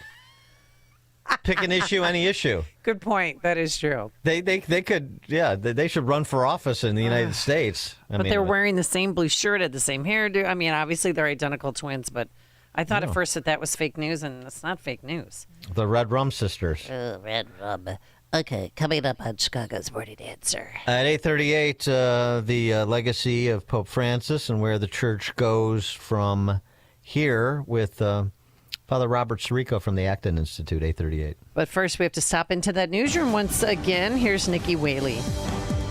Good morning. It's 48 degrees in Chicago in the AM 560 The Answer newsroom. I'm Nikki Whaley. The Supreme Court will decide a case that will have an impact on whether preventative care treatment like diabetes screenings and HIV prevention drugs are covered under the Affordable Care Act.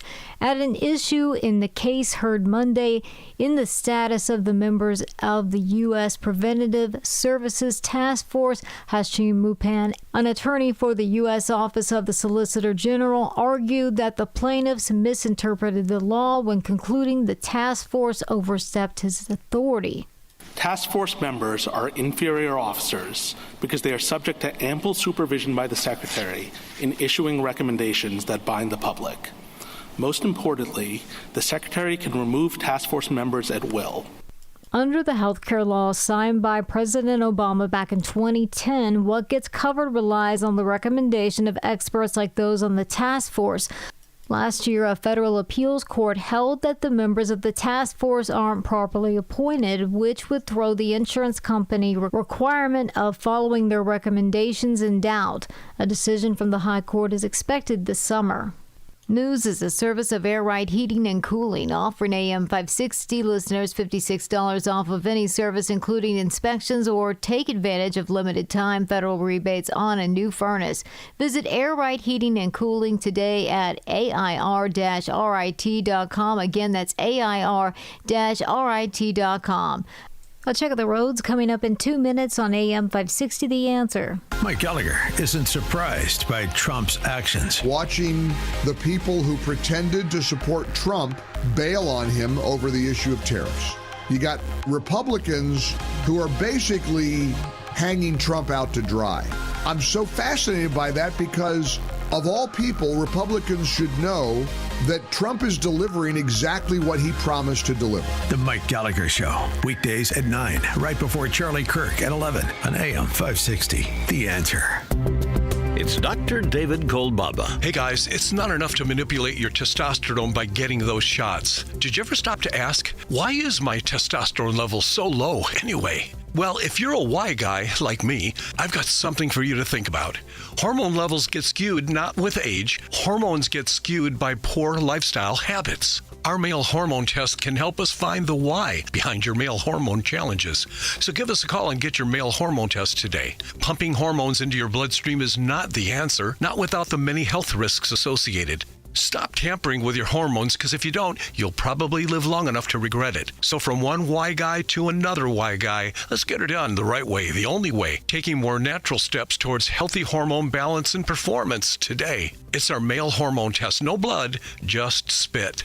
Call 800-794-1855. That's 800-794-1855. It's Health Quest Radio with me, Dr. David Kolbaba, this Saturday morning at 11. Don't miss this once-in-a-lifetime adventure. Set sail August 16th through the 23rd on the Patriots Alaska Cruise with me, Mike Gallagher, and our friends Larry Elder and Jennifer Horn, Joe Piscopo. Experience breathtaking glaciers, fjords, and wildlife, all while diving into critical discussions about America's future with hundreds of like-minded patriots on the ship.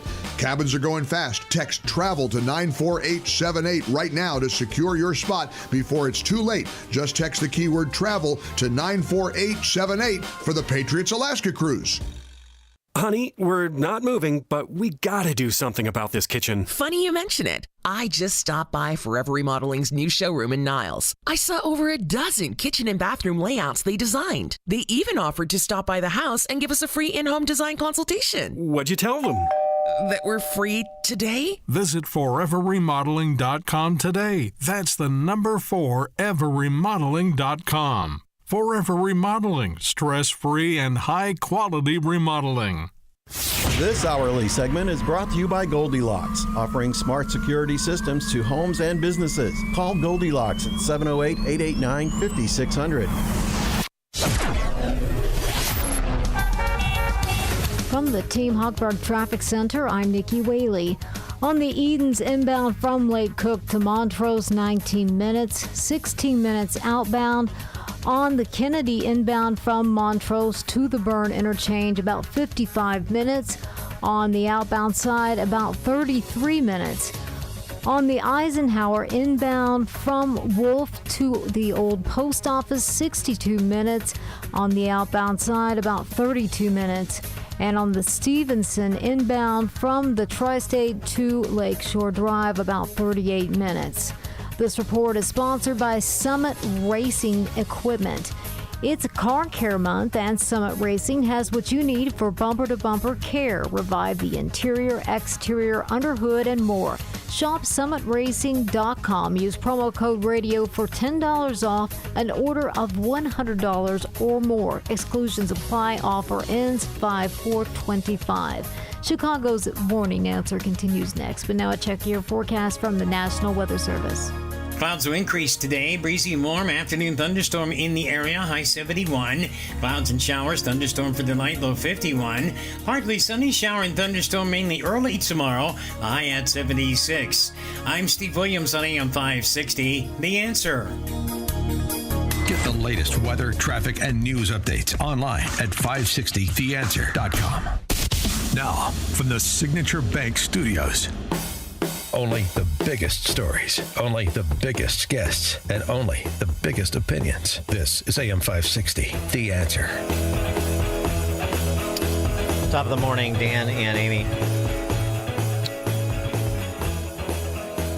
Weighing in on the passing of Pope Francis, the Wall Street Journal editorial board writes, in part, Pope Francis was best known for urging concern for the poor in the best Christian tradition. He called for a clergy of shepherds who have the smell of their sheep, that is, priests and nuns who share the suffering of their neighbors. He made support for the weakest among us the rhetorical centerpiece of his papacy. He brought a publican formality and openness to the Vatican. Alas, Pope Francis believed ideologies that keep the poor in poverty. One of those earthly dogmas is radical environmentalism, which isn't about keeping the earth clean for human beings, but keeping the earth for itself and treating man as the enemy. That's among his misguided policy positions, in my view. The statement I mentioned earlier in this piece, he championed the poor while favoring ideas that keep them poor. That is a very succinct description of liberation theology, a tradition, unfortunately, he came from, and really the left in general. In point of fact, while his concern for the poor I take at face value as authentic, our next guest's organization has the key insight on this. The Acton Institute, their mantra is good intentions connected to sound economics. The intentions not sufficient in their own right.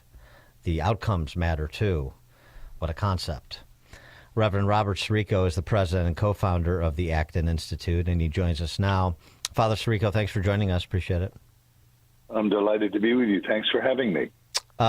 So you wrote about Pope Francis and his papacy, disruptive.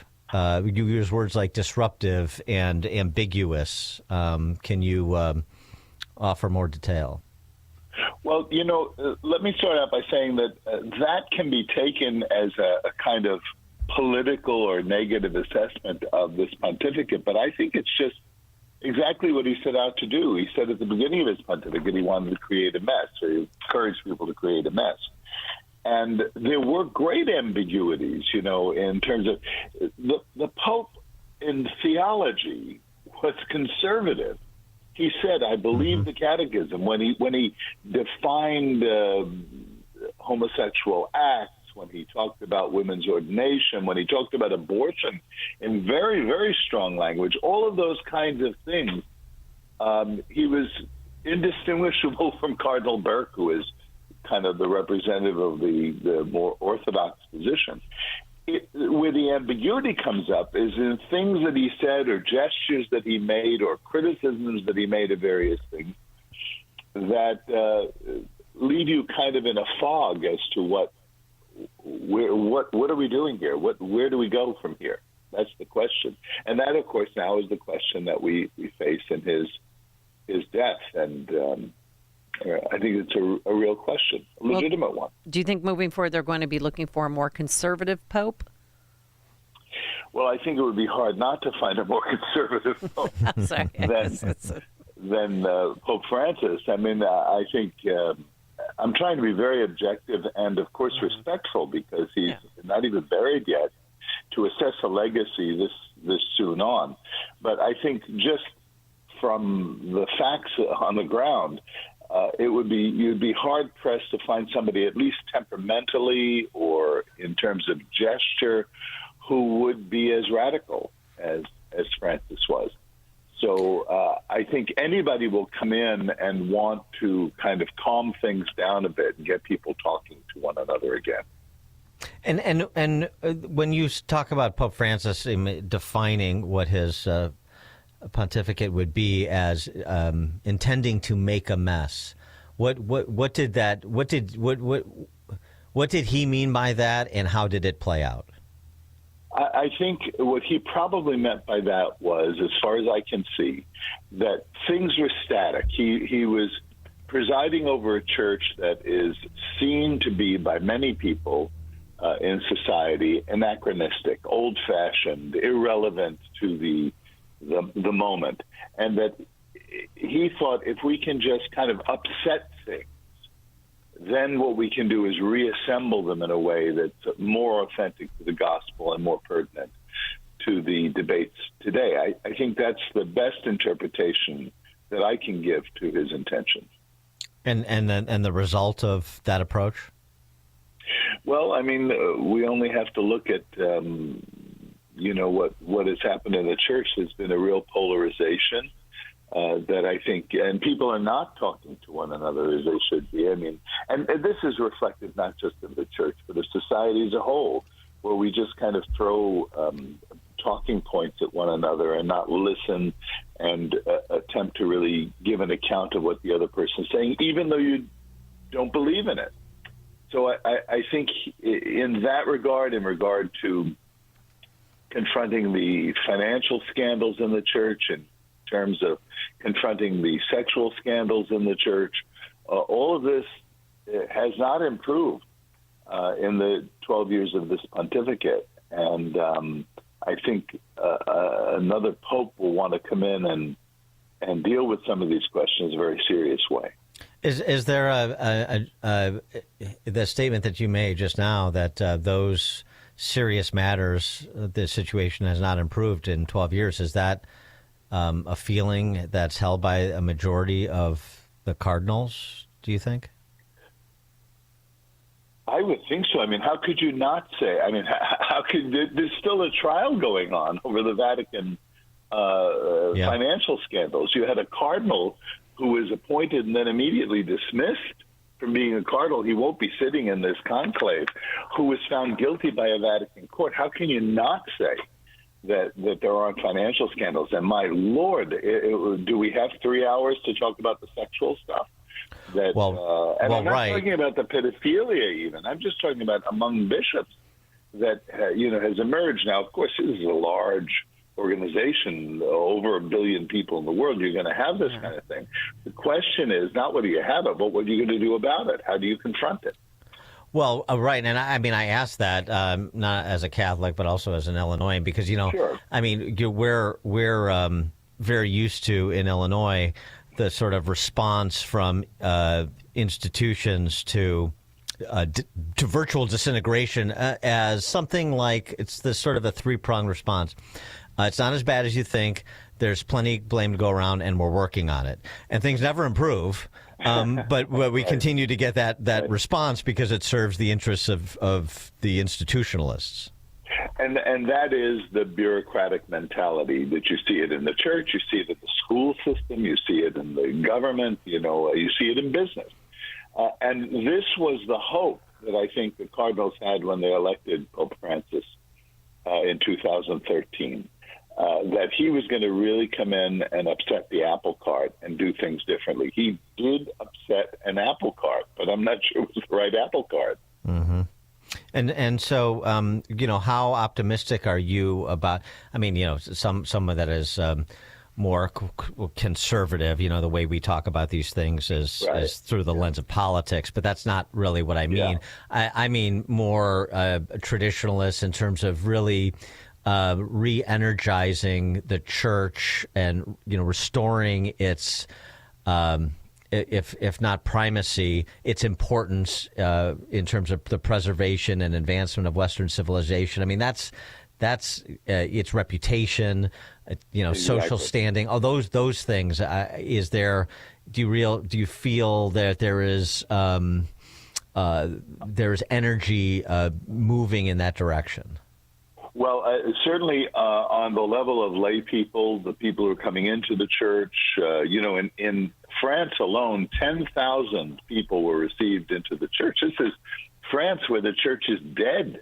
who's been persecuted and all the rest of it. So yes, in the United States at least, all of the studies that have been done of the seminarians in the last 10 years is that they all tend toward a more traditional approach. Now, in saying that, I don't think it would be wise for a very sharp turn to the right so that it becomes a polarization on the other side. Mm-hmm. I think what's needed is a period of letting dust settle, opening up real, authentic conversations with people of differing points of view on the basis of what the church has always said about itself. And I think you find no better document to outline that than the Catechism of the Catholic Church. I mean, if we're not in favor of the Catechism of the Catholic Church, why are we Catholic? The attraction of this pontificate to a very great extent, I won't say exclusively, but to a very great extent, was for those outside of the church. Now, it is important that we, attract, but we attract them to the church, not just to affirm them in their sin or their alienation from God.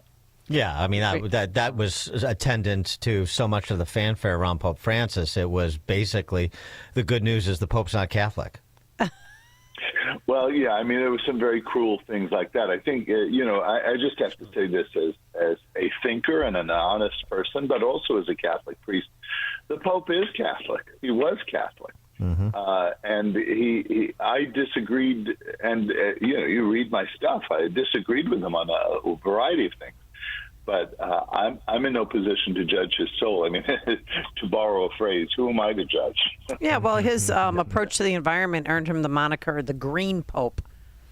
Yeah, but if you look at it and you really read the stuff, it was a bit more to the left. But when you compare it to Benedict and John Paul II, it wasn't that much more. I mean, he didn't. I think he made a lot of mistakes in his analysis. But I have to say the same thing about John Paul and Benedict, that some of their economic or even environmental policies I wouldn't have gone along with. I think people have bought too much into the radical environmentalist agenda with good intentions. Because we all want a clean planet. We all want a healthy home to live in. We've got to connect it to that sound economics that you do at the Acton Institute. Yes. And the reason for that is that economics tells us the truth of things. When it's free economics, the price of things tells us what is in short supply, what is in abundant supply, and then we can calculate based on that how to conserve resources. But when you have this kind of bureaucracy that distorts the pricing, that distorts competition or limits it or burdens businesses with regulations that are unnecessary, then you have chaos and you have impoverishment. And we've seen that time and time again everywhere. These various forms of heavy government planning or socialism has been tried. I know you're in Rome. Are you whipping the vote for anybody in particular? I'm in no position to whip the vote. If you ask me, the question of who I'd like to see as Pope and who I think has a good chance of becoming Pope are two different questions. Okay. Who would you like to see? I'd like to see probably Pizzaballa, who is the patriarch in Jerusalem. This man is 60 years old and Italian and has negotiated some of the most intricate and volatile situations in that context in the Middle East. And I think that Cardinal Pizzaballa could help us in the church bring those talents back into the church itself, the institutional church. I think, of course, I love Cardinal Burke, I love Cardinal Sarah, but I'm not sure that the other cardinals see in them the virtues that I would see in them. There are other cardinals that one could mention, but that gets playing in-house, politics. And if you were handicapping it, who do you think is the front runner? the Secretary of State always is the front runner, just by virtue of his position. He's the second in charge. This is Cardinal Parolin. I think the problem with Parolin is going to be his China policy and the policy toward religious persecution. This is a reversion back to an older osteopolitique. Let's live with them. Let's make the best of the situation. Let's not overly criticize them. John Paul let that Secretary of State in his time go within a year, and he took it over himself and was far more confrontational, and the result was the collapse of the Soviet Union. Yeah, I know a lot of factors went into that. So I think Parolin has this burden. He has the China policy and this osteopolitique, they call it, that will not please, certainly not please the people who are suffering under the hand of socialist dictatorships. He is Reverend Robert Sirico, co-founder and president emeritus of the Acton Institute, author of a number of books, including a very good one, if you want a very readable treatise on economics, Defending the Free Market, the Moral Case for a Free Economy. Father Sirico, thanks for joining us again. Appreciate it. Thank you very much. God bless. Thank you. And he joined us on our turnkey.pro answer line. Hear about the big stories of the day, then talk about them right here on Chicago's Morning Answer on AM 560. The Answer. Hey, folks. I just can't help thinking of our stress levels. And high blood pressure is the number one key risk factor for mortality. In fact, 1 in 2 Americans walking around have high blood pressure. That's a ticking time bomb. But thankfully, it's never been easier to take control of your blood pressure. With 120 Life, a truly remarkable natural juice blend that can actually help you lower your blood pressure without the side effects of taking pills every day. 120 Life is formulated with scientifically backed ingredients from superfruits, berries, and minerals that have been shown to naturally help control high blood pressure. And it works. It's endorsed by 600 health professionals. And I assure you, that's not fake news. I use it myself. I love it. You can try it for yourself risk-free with their 2-week trial. Just go to 120 Life and use the coupon code LIBERTY to save 15% and receive free shipping. If 120 Life doesn't help lower your blood pressure in 2 weeks, they give you your money back. It's guaranteed. Go to 120life.com. That's 120life.com. Go to 120life.com today.